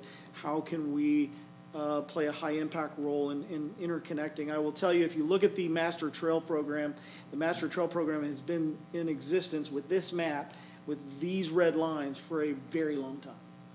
So just so there's a little bit of a historic perspective. All right, so at this time, the chair will open the floor to entertain a motion. I'll make a motion to approve. Okay, we have a motion by Councilman Moorman to approve. I will second it. We have a second by Councilman Thorogood. All right, the motion moves. All those in favor say aye. Aye. Those opposed? Passes unanimously. Thank you, council. Moving into agenda item 5C, discussion and action on a request from Michael Joyce Properties to amend the trail plan component of the 2018 Parks, Recreation, and Trails Master Plan to remove 969 feet of 10-foot trail from McDonald Road floodplain and replace it with 1,156 feet of 10-foot trail within the Bristol Valley subdivision and Bristol Park subdivision, and add a semicircle bump out for a bench pad. Mr. Gonzalez. Yes, sir. Thank you, Mayor. And this is just a continuation of the discussion from the last one. And essentially what this is doing will realign the trail, as you can see here along McDonald Road. It's just a straight line that's adjacent to McDonald Road. And what the applicant would like to do is to, and there's reasons for that. I think there's topo reasons associated with this, but this also provides an opportunity to have a meandering trail that comes through the floodplain, and actually probably more interesting as well. But essentially what will happen is they'll just tie in over here. This is the Bristol Valley Estates. Right here, the Estates of Bristol Valley rather come down. There'll be their sidewalk that'll be here, but also the trail, and you'll be able to distinguish that as you come over here to the 10-foot trail that comes across the floodplain area, and then will come back and connect to the McDonald Road and making it all the way to the end of the city limits here. So you'll have a complete trail system, and that's adding about 187 feet to this particular trail. With that, this will require an update to the park plan as well for the realignment of the trail, should this be approved. Okay, very well. Thank you, Mr. Gonzalez. Are there any questions for staff, council? I didn't imagine so. Very well. Thank you, Mr. Gonzalez. If you would, Mr. Joyce. The first question that I have for you, Mr. Joyce, is that, this is an obvious necessity to assist with trail management because you have a floodplain. Tell me, what are we doing? Are you putting a bridge? How are you getting the water across this trail? Yeah, so as this trail, one of the reasons for moving this particular trail off of the McDonald Road alignment is because you see the areas in blue there. We actually, along McDonald Road, there's a bar ditch that runs on each side of McDonald Road. On our side of McDonald Road, we actually went ahead and installed the future drainage system where you see there in blue. So we installed box culvert there in order to prevent there from being just a huge drainage swell along the front. As we get to the floodplain area, that grade, although that grade doesn't really dip off very much, but as you come up to McDonald Road, there's a pretty significant rise up to McDonald Road from right there. With the potential of future expansion of McDonald Road, it was really hard to determine what the grades of that may be going through that area. So in order to provide something that would withstand future expansion of that roadway, we thought about pulling it off just a little bit. Additionally, as you kind of dip down in there, as it crosses that creek, we had our engineer design a culvert crossing through there, so a multiple box culvert crossing, very similar to actually what we have a little bit further downstream on that creek. So there'll be a box culvert crossing to get there across that creek channel. Okay, very well. Council, do you have questions? Just a comment. Councilman Thurgood, you're recognized. I do enjoy the trail system. I walk with it with my children regularly, and there are places where the drainage has not been considered, shall we say, and on a rainy day, we have to just turn around, right? Because it can really create a huge mess. So I'm sure you've taken all of that into consideration, so that's not going to be happening here, and that's why this adjustment has been made, right? There are, yes, ma'am. So as you get up closer to McDonald Road, if we were to stay with the original alignment, we just don't know what that's going to look like in the future. So bringing this down a little bit further downstream provides a little bit more of an understanding as to how that water operates there as it goes across the creek. So that's one of the main reasons for pushing it further downstream. I hope you have a great engineer making sure that these trails don't get washed away. That's Yes, ma'am. always a disappointment. Yeah, don't cut him loose so easy. She's like, oh, great, you're putting in a culvert. Other questions? Are you, could you describe what's engineered as far as a little bit more than some culverts that you're putting in? I mean, ultimately, and I'm not out there, so I don't, and I, obviously on this diagram, I can't necessarily tell. How large of this is being constructed? I mean, are we talking 10-foot width, 20-foot width? How much water's coming through this? So it's a 10-foot wide trail that will have a 5-foot green space on either side of it. So it'll be a 20-foot wide crossing there at the particular creek crossing itself. As far as what the actual culvert size is, I don't recall off the top of my mind, but I do know that our engineers fully looked at it to figure out what the flood study requirements and how much water is pushing through there. And their hydrologist has determined exactly what needs to be, and that will be submitted to the city engineers for final review as well. Very well. Okay. And you're not worried about any damming up and creating secondary issues? No, sir. This is pretty far upstream. There is a potential for some damming during the construction process, just because we have to get this stuff in there. But as we've always done, we've maintained a flowable path for water to bypass as needed. So we do take as many precautions as we can during the construction process, but there is a time period where we actually do have to do the work to get the stuff in there. Okay. And how do you mitigate erosion after it's constructed? Do you do seeding? Do you do sod placement? What are the embankments? There will be some grouted concrete riprap, so some bigger 8 by 10 rocks, probably about this size, that will be placed in all the disturbed areas, both upstream and downstream, and then that will be filled in with a flowable fill material to bind all those rocks together. So in the event of a heavy rain event, those rocks won't wash away or shift or move. We should only be disturbing a very small amount of space here, just given what the crossing is going to look like. So it's not going to be a huge disturbed area, but we will take precautions both upstream and downstream to prevent any erosion. Thank you, Mr. Joyce. Are there any further questions from the council? Thank you, Mr. Joyce. Thank you, Mr. Mayor. Thank you, council. Okay. At this time, the chair will open the floor to entertain a motion.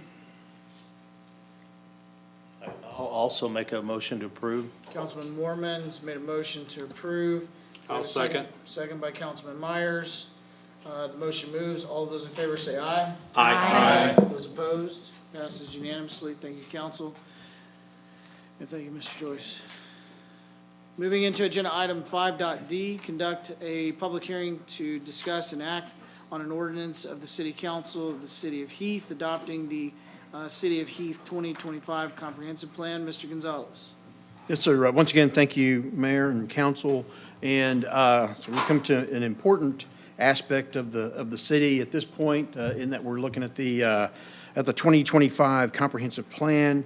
Once again, as Erin Adele pointed out a couple of weeks ago before she left, she gave you a great overview of the plan and talked about the 2018 plan, how that had a requirement to come take a look at this, to re-review this after 5 years. So in 2023, it was decided at that point that instead of going through a consultant, that this would be taken part as part of a comprehensive plan steering committee of the CPSC, and that started, I believe, that was in June of 2023, and so now we're at the final stages of this, and with that, few members once again we want to always thank those who were involved with this. The comprehensive plan steering committee involved Brent Weaver, Wayne Gordon, Thomas Bishop, who's here this evening, Jason Thompson, Richard Anderson, Mike Zelinskas, Scott Dodson, who was here as well, the council member, and Katie Dyer, and obviously Mayor Jeremiah McClure was involved with this as well, keeping everybody in line, and then also city staff. This couldn't have been done without city staff as well. Once again, this wasn't a plan that went to a consultant, so we relied heavily on Erin Adele, who, as she indicated, this was her forte for 10 years. She did comprehensive plans, and so she did a lot of the, what she called heavy lifting on this. So I appreciate that coming into the fold later in the process here. But also to thank, Kevin Lasher, who was the city manager here. He's retired. And then Brian Creed with Public Works, Jay Ayers with Finance, Suzanne Brook, who's sitting back there, and then Richard Dormeyer as well, and many other staff members, obviously, as part of their staff on here that helped with this. So with this, the primary objective that we're taking a look at here, the governing body of a municipality may adopt a comprehensive plan for the long-range development of the municipality. Municipality may define the relationship between the comp plan and development regulations and provide standards to determine the required consistency required between a plan and development regulations. And so what are the primary objectives of the comprehensive plan? It's to provide efficient delivery of public services, coordination of public and private investment, minimize the potential of conflicts between land uses. That's an important one. Management of growth in an orderly manner and in accordance with citizens' preferences. Cost-effective public investments, and of course, a rationale and reasonable basis for making decisions about the comp plan. And what this does, this goes into the vision statement. And the vision statement here, it illustrates a vision of the rural characteristics that is that you see that's embodied here in the city of Heath, and featuring large lot, single family development, parks, trails, and open space. And this is what I call the big picture view of the community. And what the vision, essentially, there was a slight update to it, but this is what the vision statement actually says. It says a premier outdoor lifestyle community of spacious upscale neighborhoods, open space, parks and trails, cultural amenities, an exemplary educational system, and distinctive economic development to provide the highest level of public services, a place to call home for a lifetime. And one thing that you'll hear here moving forward is this is a premier outdoor lifestyle community. And that's what this vision is establishing, a premier outdoor lifestyle community. And so that's one thing that this plan does focus on, and the things that we want to be able to move forward to and get that big picture for the community. When we take a look at what the development of the 25 comprehensive plan, how that took place, once again, this was from the existing framework of the 2018 plan, and what council had at that time gave direction to. That was to maintain the vision, the goals, the objectives, the strategies and recommendations here. And so this was built on that for that purpose, to provide the updates for extensive research and community engagement and a collaborative process with the Comprehensive Planning Steering Committee. And as far as community engagement, we did put this out on the city's website for review, and I do have an additional form that was submitted yesterday afternoon, and so that's before you tonight, as well as the 3 that I received for this week. So we have a total of 4 forms that have some information from citizens who took a look at this. But also we had about, I think it was 364 at last count, 364 views or hits, if you so to speak, on the website that viewed the comprehensive plan as well. And so what the focus on this is the neighborhood livability, the land use, the transportation, town center overlay district, and these are all to maintain what Heath as a rural community and provide a high quality life for our citizens.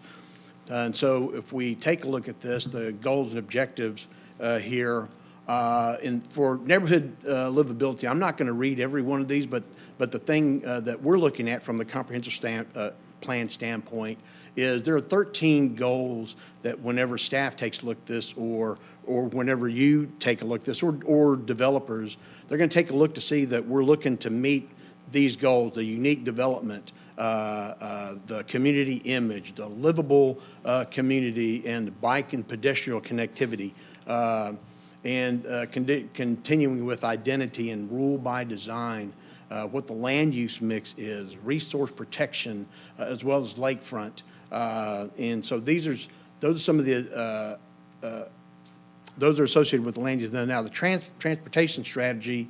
We're taking a look at the maintenance of our streets, the planning of these and coordination as well. All these statements have quite a few goals and objectives within these, within the plan. And so those are things that we're going to rely on to be able to read and just make sure that whenever somebody does bring a plan in, that they are meeting or that we can direct them to these goals and objectives, and also the recommendations that we would bring forward to you.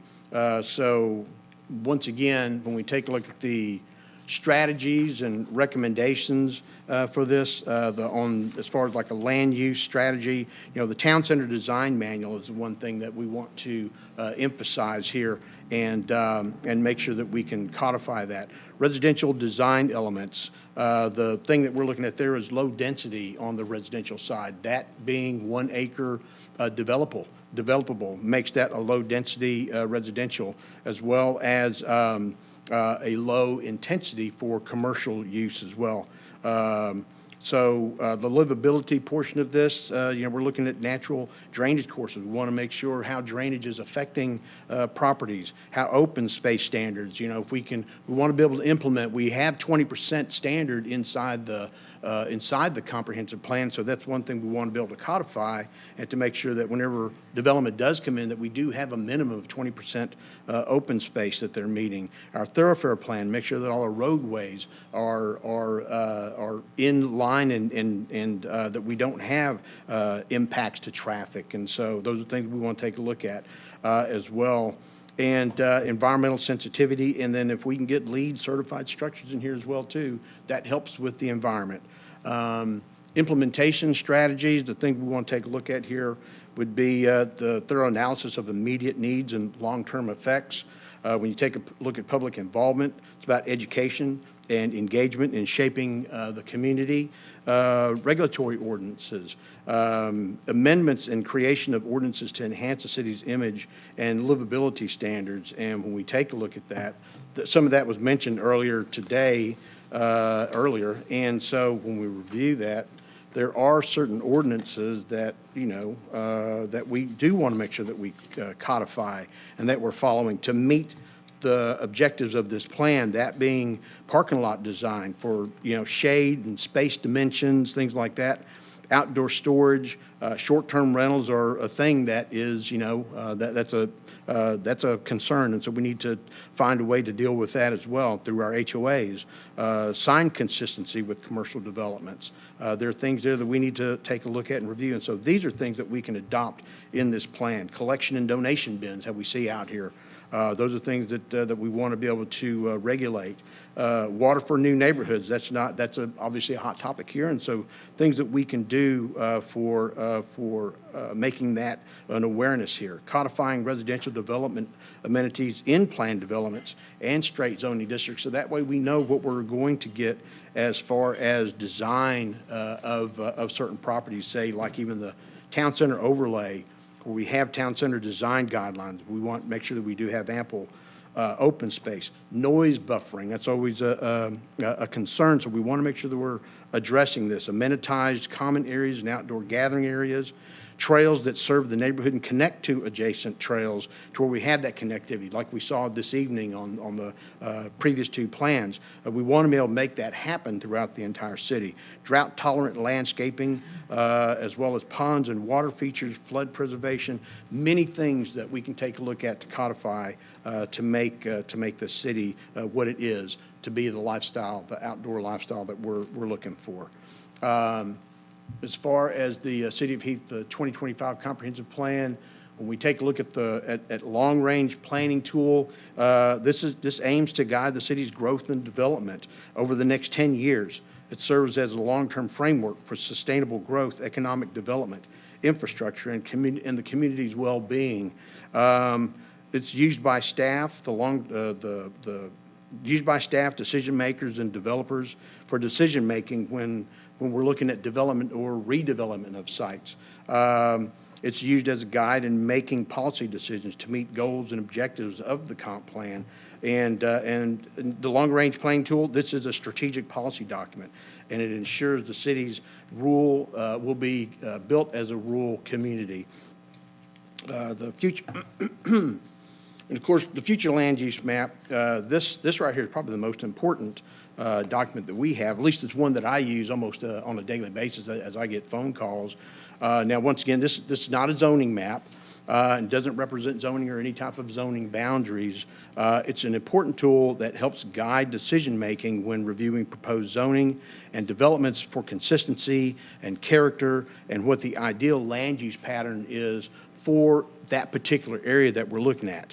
And the items that we take a look at, as you see here, that I have shown are the land use characteristics, whether we have the residential and also the non-residential. So several things in here that we have and some changes that we've made here to the future land use map.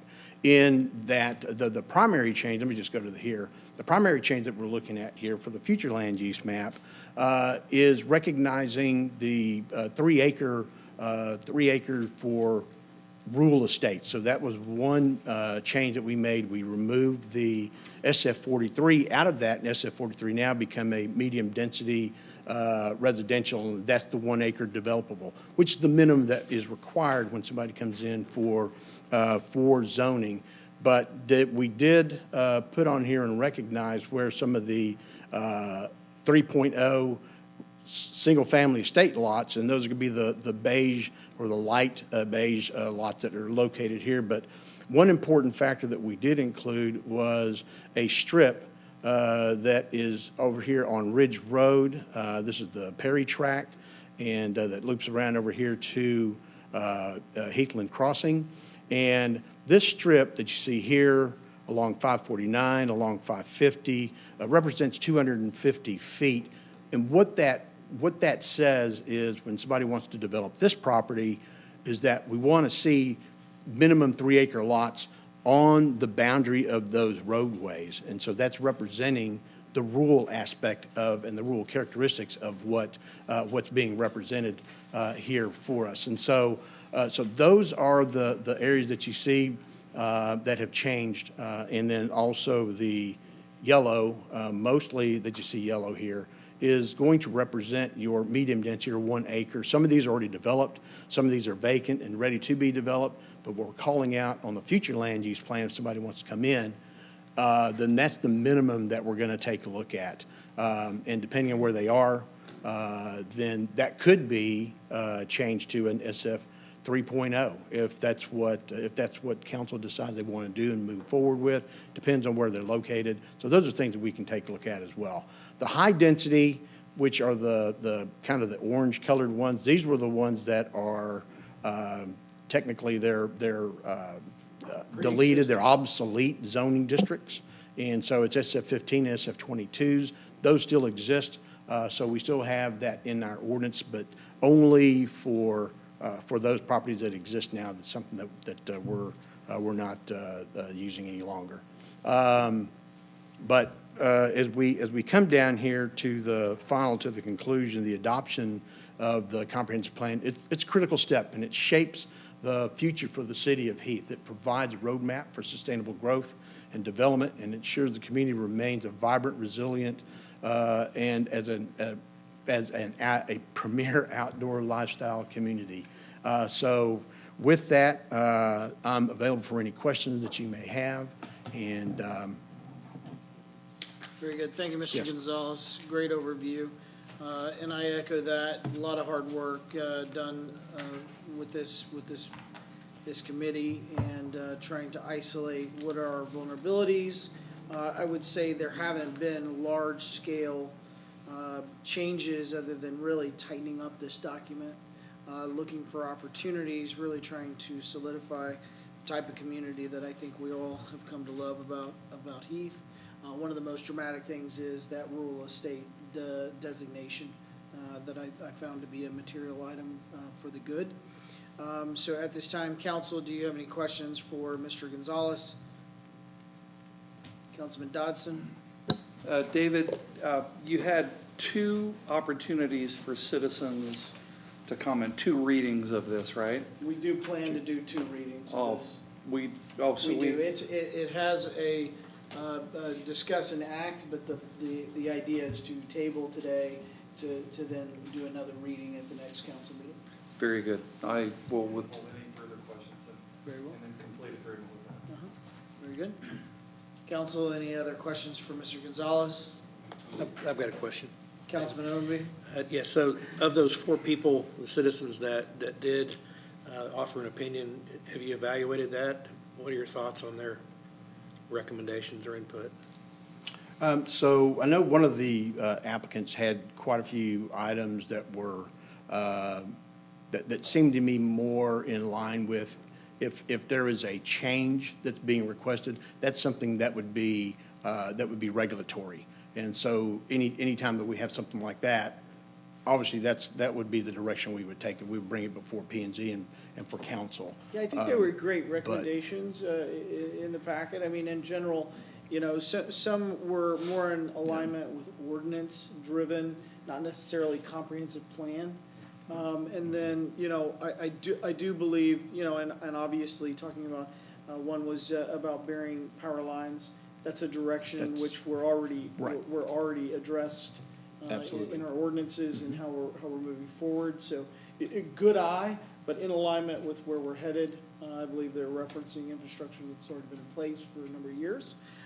There was one, and I do want to pose that one, and that addresses retail at Governor and 740. Is that part of the original PD on that property line? If you look at 740, it's the only red that exists right here off of 740. And again, I don't know that I've ever paid any attention to it specifically. I think ultimately I might have just thought it to be part of the original plan development. So maybe we could look at that element, because I'm not really sure, did it get there with the PD? That would make more sense to me as it pertains to the future land use map. I thought it was a great observation by the resident. I will definitely take a look at that. Yes, sir. I agree. Okay. If it's not part of the PD, it's definitely something I would recommend that we reevaluate. Yes, sir. For the next meeting. Are there any other questions? And thank you to those residents for taking time to give us some feedback. Only 4 residents giving feedback and not many people in the room. I would say you read it and you loved it. I don't know what else to say. Mr. Mayor, Which I don't blame you. I think it's a pretty good document. Mr. Mayor, I have one other question for David, if I can. Councilman Dawson? David, I notice in the projections on page 17, and these were just added and sent out yesterday, so we really haven't had the ability to kind of look through this, but it strikes me that, and I found this odd, that the overall number didn't change much from 2018 to 2025. And I would have thought that with the implementation of SF43 and SF3 or SF 3.0, that number would have gone down significantly. So when I take a look at the 16,640 by 2028, looking at build out in the current city limits, and then the 21,100 people, including the ETJ, I'm just surprised those numbers aren't lower. And yes, and I took a look at that in 2 different ways. Yeah. And came up with the 16,500 range. Yep. But the 21,000, the 20,000, that was an error. I think that was carried over from last time. It's 18,750, I believe. Yes. And so that is the new plan. I've got to apologize for the plan that went out yesterday. Yesterday was not a fun day in that we sent something out, and I made one minor change to a table. Right. And it wound up doing it to several of them. And I just thought we were swagging it or wagging it without the signs. Yeah, I didn't know. and I had to take, make sure I had my glasses on, make sure it wasn't, my astigmatism, so that's what they kind of look like. But my apologies on that, but the actual number on that is 18,750 from the numbers we ran.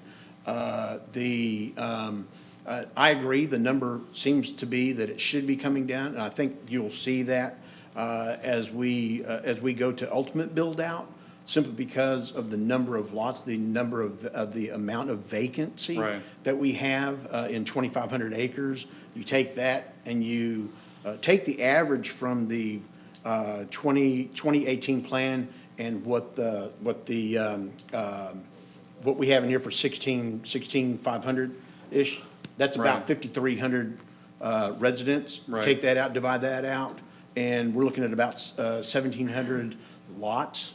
And so that's about, I think it was about 400 citizens per year on that as a growth.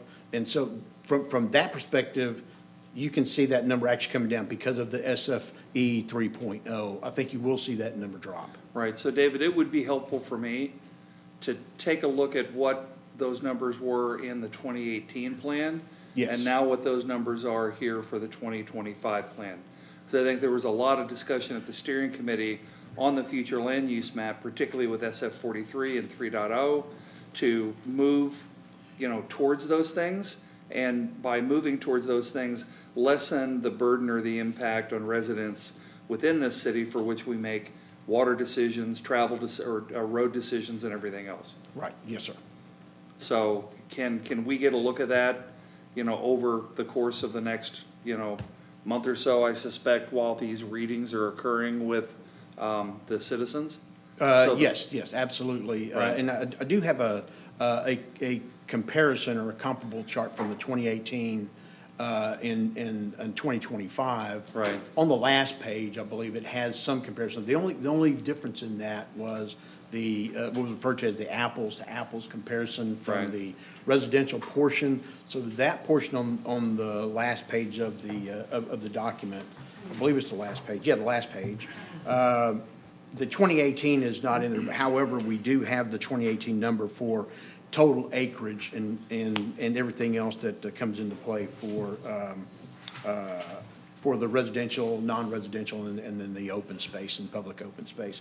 We have those numbers in there, but we can certainly get try to get the other numbers from a comparable standpoint for the population as you're requesting. Right. So what type of density are you looking at for the ETJ?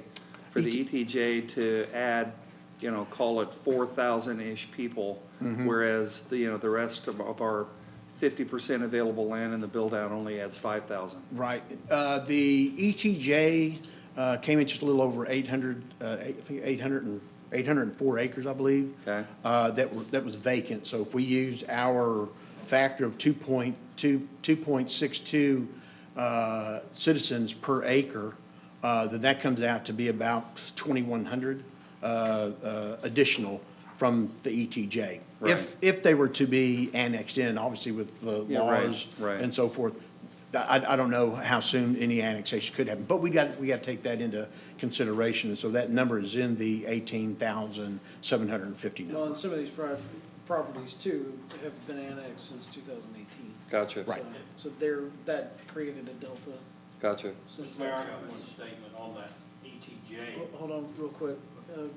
Councilman Dodson, did you have a further question? Yeah, one other point. When this comes back, one of the things, David, that you talked about that I want to make as a part of our approval of this is the activation of these ordinance updates and the targeting of that towards Planning and Zoning Commission to charge that group with the modification of ordinances to adhere to what was codified in the spinning up of this version of the plan. So that's something I think that we should probably think about in terms of how do we activate those ordinances over a period of time and who initiates that activity. It is part of their charter in defining their annual Yes. review of ordinances. So yes, there needs to be some organization to that strategy. Right, yes, sir, yeah. Because some of those things did not actually happen over the last year. And that will be happening. We will make sure that the council is receiving a report from the Planning and Zoning Commission and how they are moving forward with ordinances and how we can have those to be able to enact a comprehensive plan and make sure we're staying on track. Mr. Gonzalez and I have already had this conversation, so. Very You're good. hitting the nail on the Yeah, that's head. why I looked at you. I think reckon it's that took place. I think it's Okay, there's no other questions over here, Mr. Mayor. Okay. Thank you, Councilman Dodson, Councilman Myers, thank you for your patience. Mr. Gonzalez, one thing you're gonna need to look at, you probably don't know about, but there's a lot of properties back in the ETJs several years ago. They were basically given exemptions for 20 years not to be brought into the city. Okay, you're talking about 212 development agreements? 212s. Yeah, I think somewhere Right. back in there, I don't know if you knew about that or not. Yes, sir, yes. I'm aware of the 212 development agreements, correct, yes. Yes, sir, thank you for bringing that up. And for those of you that don't know, the 212 agreement is essentially, it was back ultimately in the day in which the city had the ability to annex you. And so they went into these development agreements to say that if they go to develop that property, then they trigger the ability to have the city annex them in. Correct. And that does still live on today, even though Yes. we don't have that ability naturally just to annex in a property in the ETJ. Right, that's correct, yes. So if they do any type of development at all on their property outside was of, they violate their 212. And that was some great foresight with that council and that mayor. It's good. Councilman Myers, any further statements or questions? Okay, any other questions or statements for Mr. Gonzalez? Very well, thank you, Mr. Gonzalez. Thank you. Great job, and again, for those of you watching online in our live stream, comment down below, just kidding. If you, that was my YouTube reference. If you guys would make sure let's continue to get as much involvement as we can, so that way people are reading this and giving us any feedback. I'm going to assume that by having a pretty empty room, thank you, gentlemen, for being here, but that people, the citizens, are somewhat speaking, that they like the document as it sits. But we'd love to hear that feedback. So any feedback that anybody has, please feel free to reach out to Mr. Gonzalez online on the website, or come to the next meeting that it's going to be on the public agenda. Very well. All right. We are now going to open a public hearing. So we are having a public hearing at 8:26 p.m. If anyone would like to speak for or against the comprehensive plan as it was read this evening. No one wants to speak. Very well. We will close the public hearing at 8:27. And again, the recommendation originally and still continues is to table this item. Let's continue to seek the citizens to come in and speak and be heard, and give them opportunity with time to read this document and comment online and or send in emails. So at this time, the chair will open the floor to entertain a motion. I'll make a motion to table this item. I'll second. Councilman Moorman's made a motion to table this item to the next council meeting. We have a second by Councilman Omby. Is that correct? Yes. After the specific dates. All right, the motion moves. All those in favor say aye. Aye. Those opposed, it passes unanimously. Thank you, council. Moving into 5.e, this is discussion and action regarding the Rockwall County Transportation Consortium members. Chief Seeley. Good evening, Mayor and Council. Tonight for your consideration, we are seeking, with the transition of new council, some appointments to some boards and memberships. So we need to appoint 2 new members to the Rockwall County, what is now being called, I'm told, Infrastructure Consortium. So at that, I can explain too, for those that may not know what it is, but okay. Their primary purpose is to facilitate communication on transportation initiatives and countywide issues, and to ensure stakeholders are informed and participating in the important transportation decisions being made. I think there's going to be some more requirements of that board soon. They meet the third Wednesday of each month at 5:30.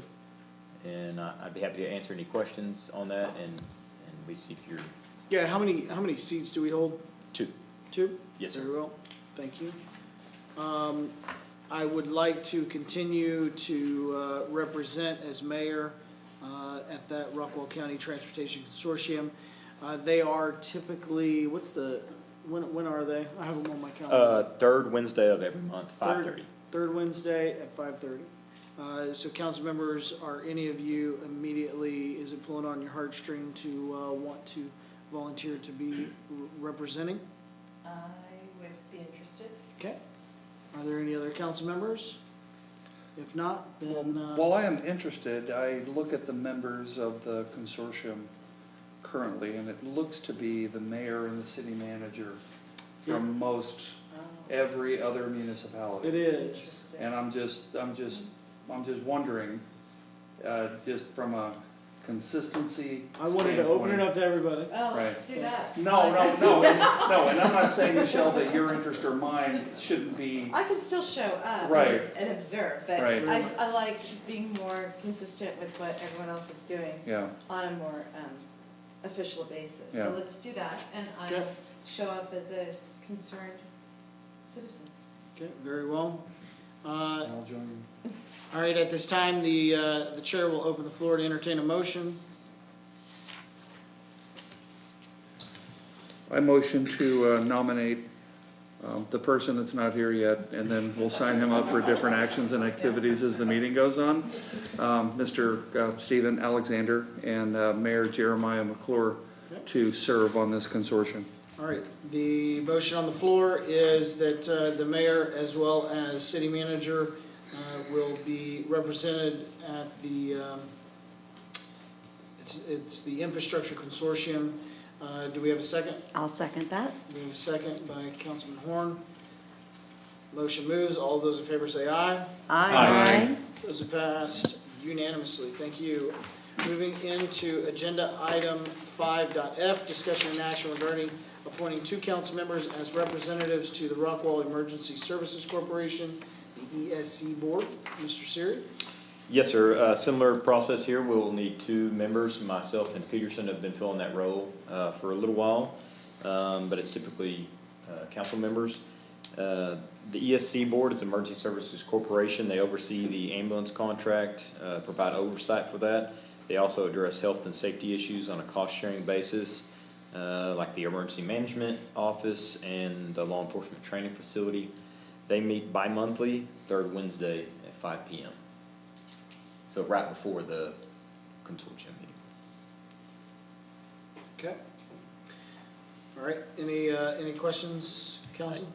Mr. Mayor, I Councilman would like to Humble? recuse myself from this vote, please. Yes, sir, that would be most appropriate. Any other discussion items, council members? Any questions for Chief Seer? Chief, you had mentioned that, I'm sorry, Mr. Mayor, I'd like to ask a question. Councilman Hudson? Chief, you had mentioned that you and Fire Marshal? you and the fire marshal had been serving on this role. Is this typically held by DPS, or is it typically held by elected officials? It's typically held by elected officials. I think we were the first two that were not elected officials put on that board at a different direction at that time. Right, It's okay to be on there, but it's typically Right. the elected officials. got it, okay. And Mr. Mayor, do you have any feelings on the composition of this I would, particular role? I would again point out that most of the mayors are represented for that as well. Yes, sir. So I would make the recommendation that the mayor would represent for that meeting as well. Right, Aside from that, I don't.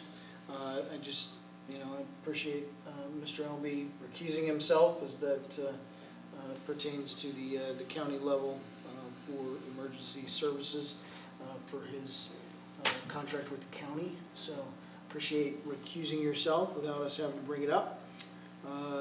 Other than that, I don't have any other thoughts. Are there any council members that you would say you would like to be party to the Emergency Services Corporation meetings?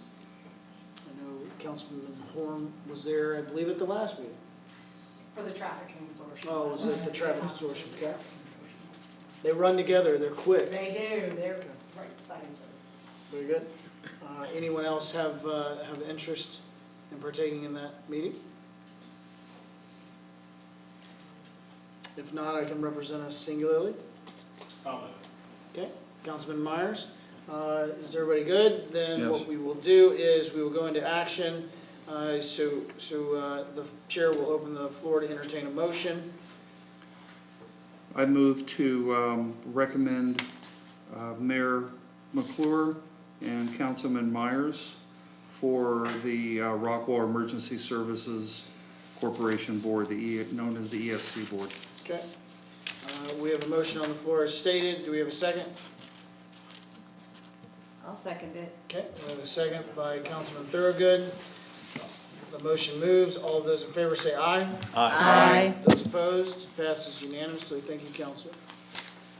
Okay, moving into our next agenda item, 5.G. This is discussion and action regarding the creation of 3 city council subcommittees and appoint members to the same. One being a water bridge plan and long-term plan. 2 being transportation, roads, and CIP evaluation, and 3 being customer service level improvement. I do not have a name set aside on this agenda item because it's mine. I think it would be ideal to have these subcommittees to where council members, we kind of isolate some of our top tier concerns, top tier elements that we want to focus on, and those council members work collaboratively with all the necessary parties, and then we bring those items back to the council, and your independent drivers and research would be able to be dialogued in a unique way.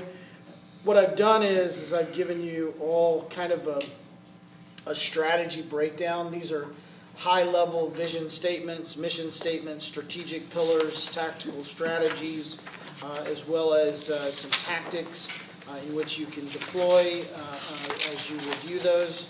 So feel free to glance that over. I even gave some recommendations on KPIs for what we're trying to accomplish. On some of those, at least one of them, I had KPIs broken down, I believe on 2 of them. Yes, so on 2 of those KPIs. So just kind of as a high level, it's about evaluating. Like let's use customer service evaluation and enhancement strategies.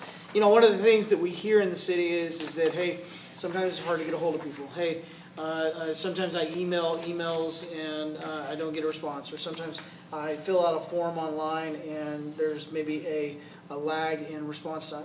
Not really sure if it's processes, that need to be looked at, but obviously as council, if we could work with the incoming city manager and look into these items. This is an evaluation and benchmarking opportunity for us. It's an opportunity for us to maybe create some standards that we would like to see, and then working with the city manager on expectations for training and support, as obviously during the budget session we talked about retention being one of those key elements of our success.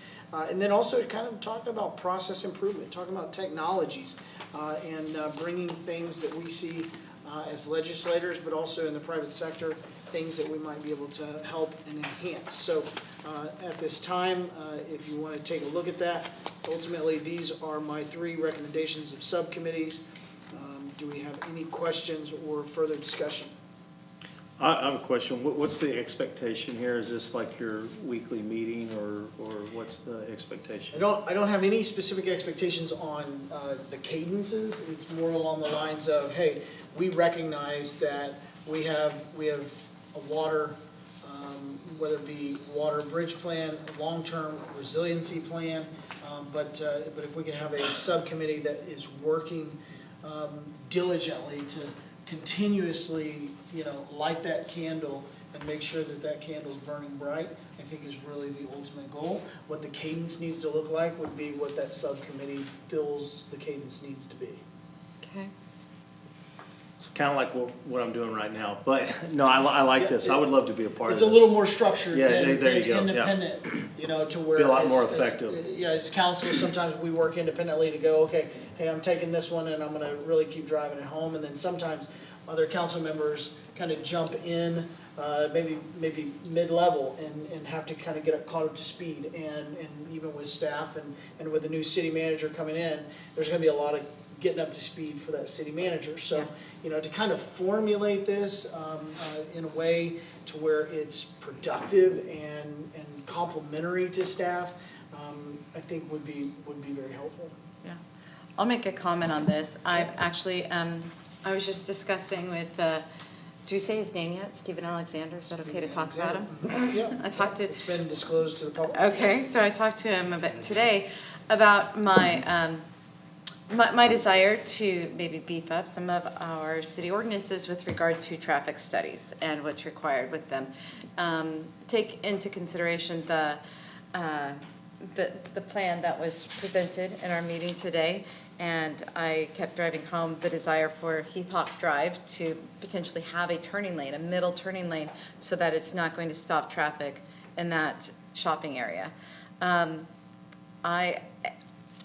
I like that tactical, how you put it, I know what I want the goal to be. I'm not an engineer, I'm not a lawyer, I'm not even sure, right? Do we have all of the ingredients in place to get what I want, and then what's the best way to enact those? And so I'm very interested in being a part of this traffic and road, and even the drainage issues we have in the city. I'm very curious about tackling and doing it correctly. So I don't know how to do it, but I want to be a part of the team that figures it out with smarter people than myself.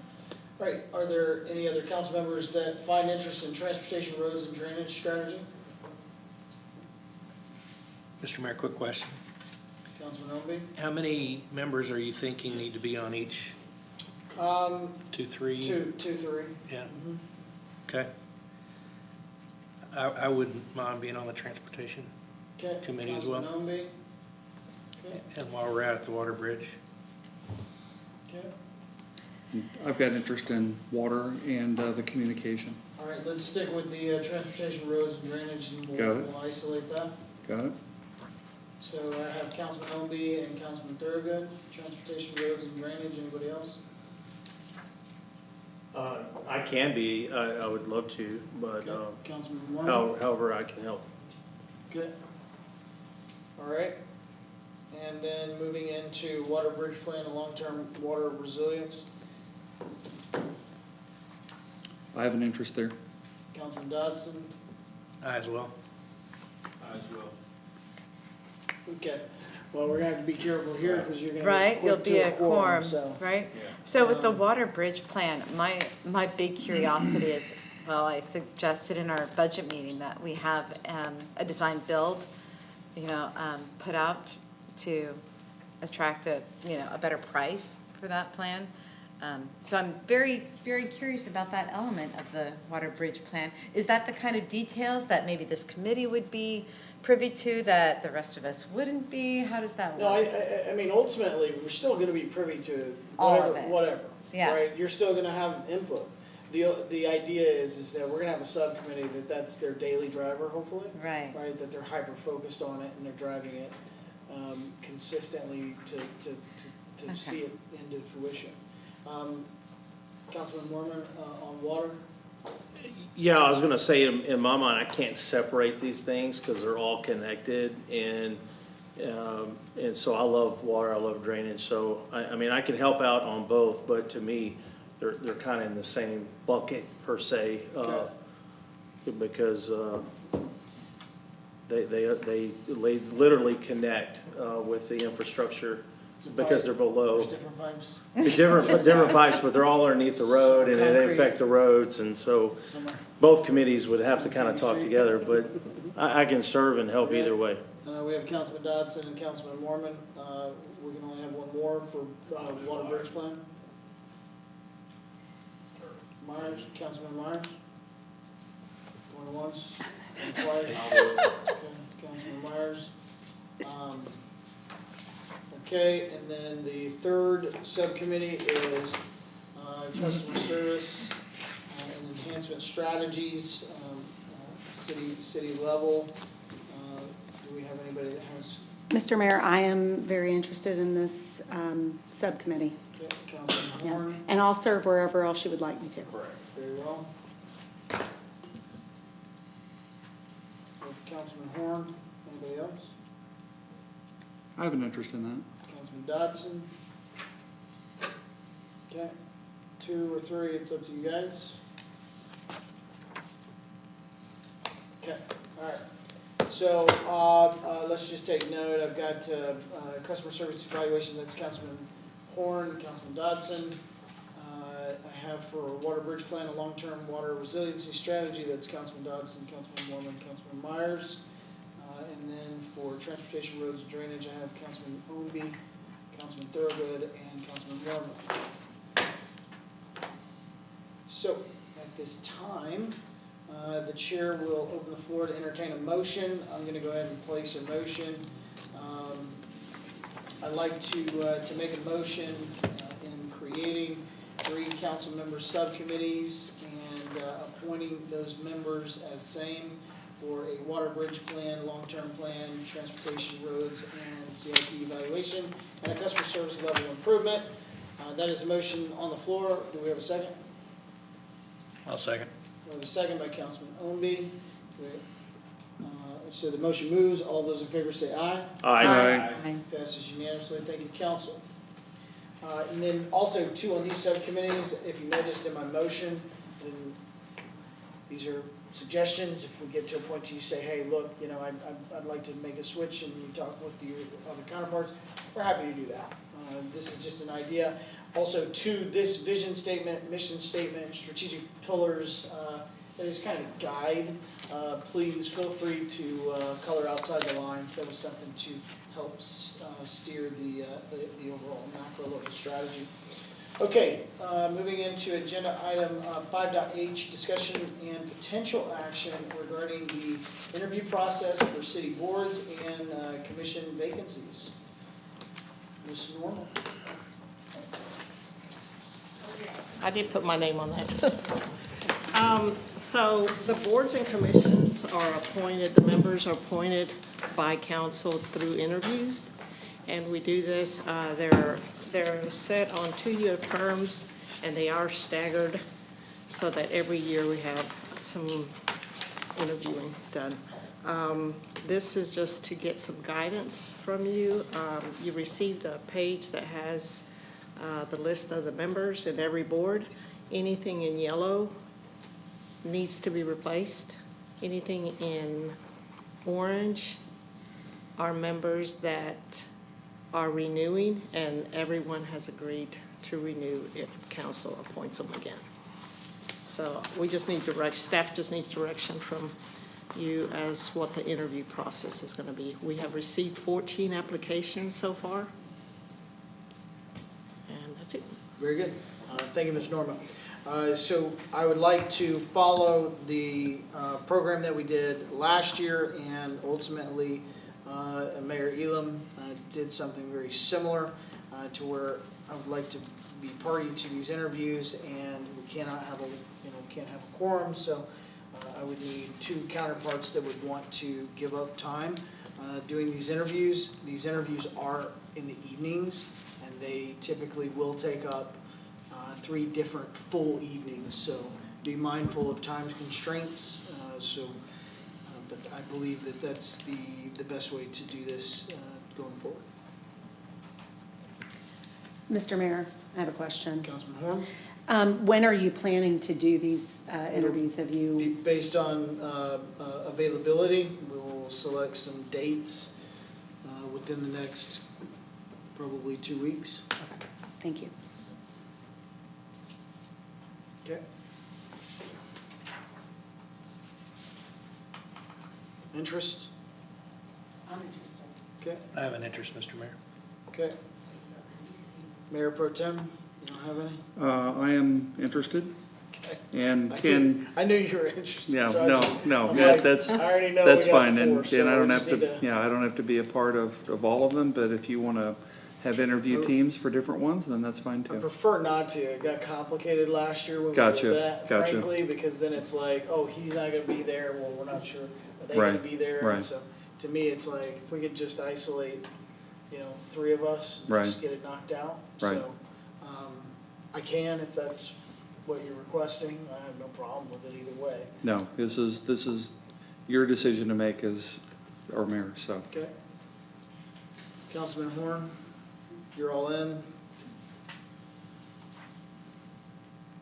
Councilman Omby, Again, I have an interest and I will do it, but I would also acquiesce to anyone that had more desire. okay. Councilman Dodson, I'd like to be a part of it. I enjoyed the process last year. okay. Is everybody good with that? Okay, fair enough. And then the action on that is essentially, that we're going to be doing the interview process, Murray? What was that? I put you on, put you on the spot there. So the potential action that we're doing here is that we're essentially just saying that we're gonna go into interviews. I mean, I don't recall us doing an action on this item. There's no motion. Yeah, okay. Yeah. I didn't figure it was. Yeah. Okay. All right, so no actions needed on that. So Councilman Horn and Councilman Dodson will all work with schedules with Norma on that. Very good. And thank you to the citizens, those of you that are watching online, those of you that are listening, and those of you that are not here tonight. Thank you guys for applying. It's very amazing to see 14 applicants. I'd also encourage people, it's not closed, is it, Norma? No.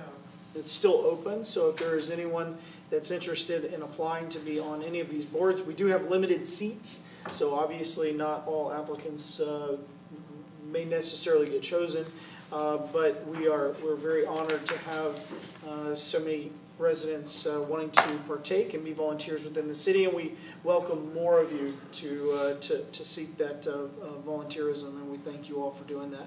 All right, at this time, we'll move into agenda item number 6. This is our executive session in accordance with the Texas Government Code, Chapter 551, Subchapter D. The City Council will recess in executive session.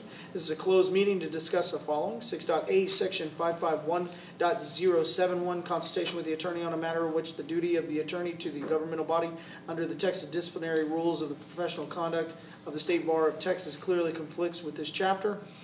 Regarding wholesale water purchase contract between City of Rockwall and the City of Heath, and 6.B, Section 551.072, deliberate the purchase, exchange, lease, or value of real property, City of Heath-owned property located at K&K Number 2, Block K21, Lot 1A, R, acres, .87, Heath, Texas 75032. We are now in executive session at 8:52. What's that? Okay.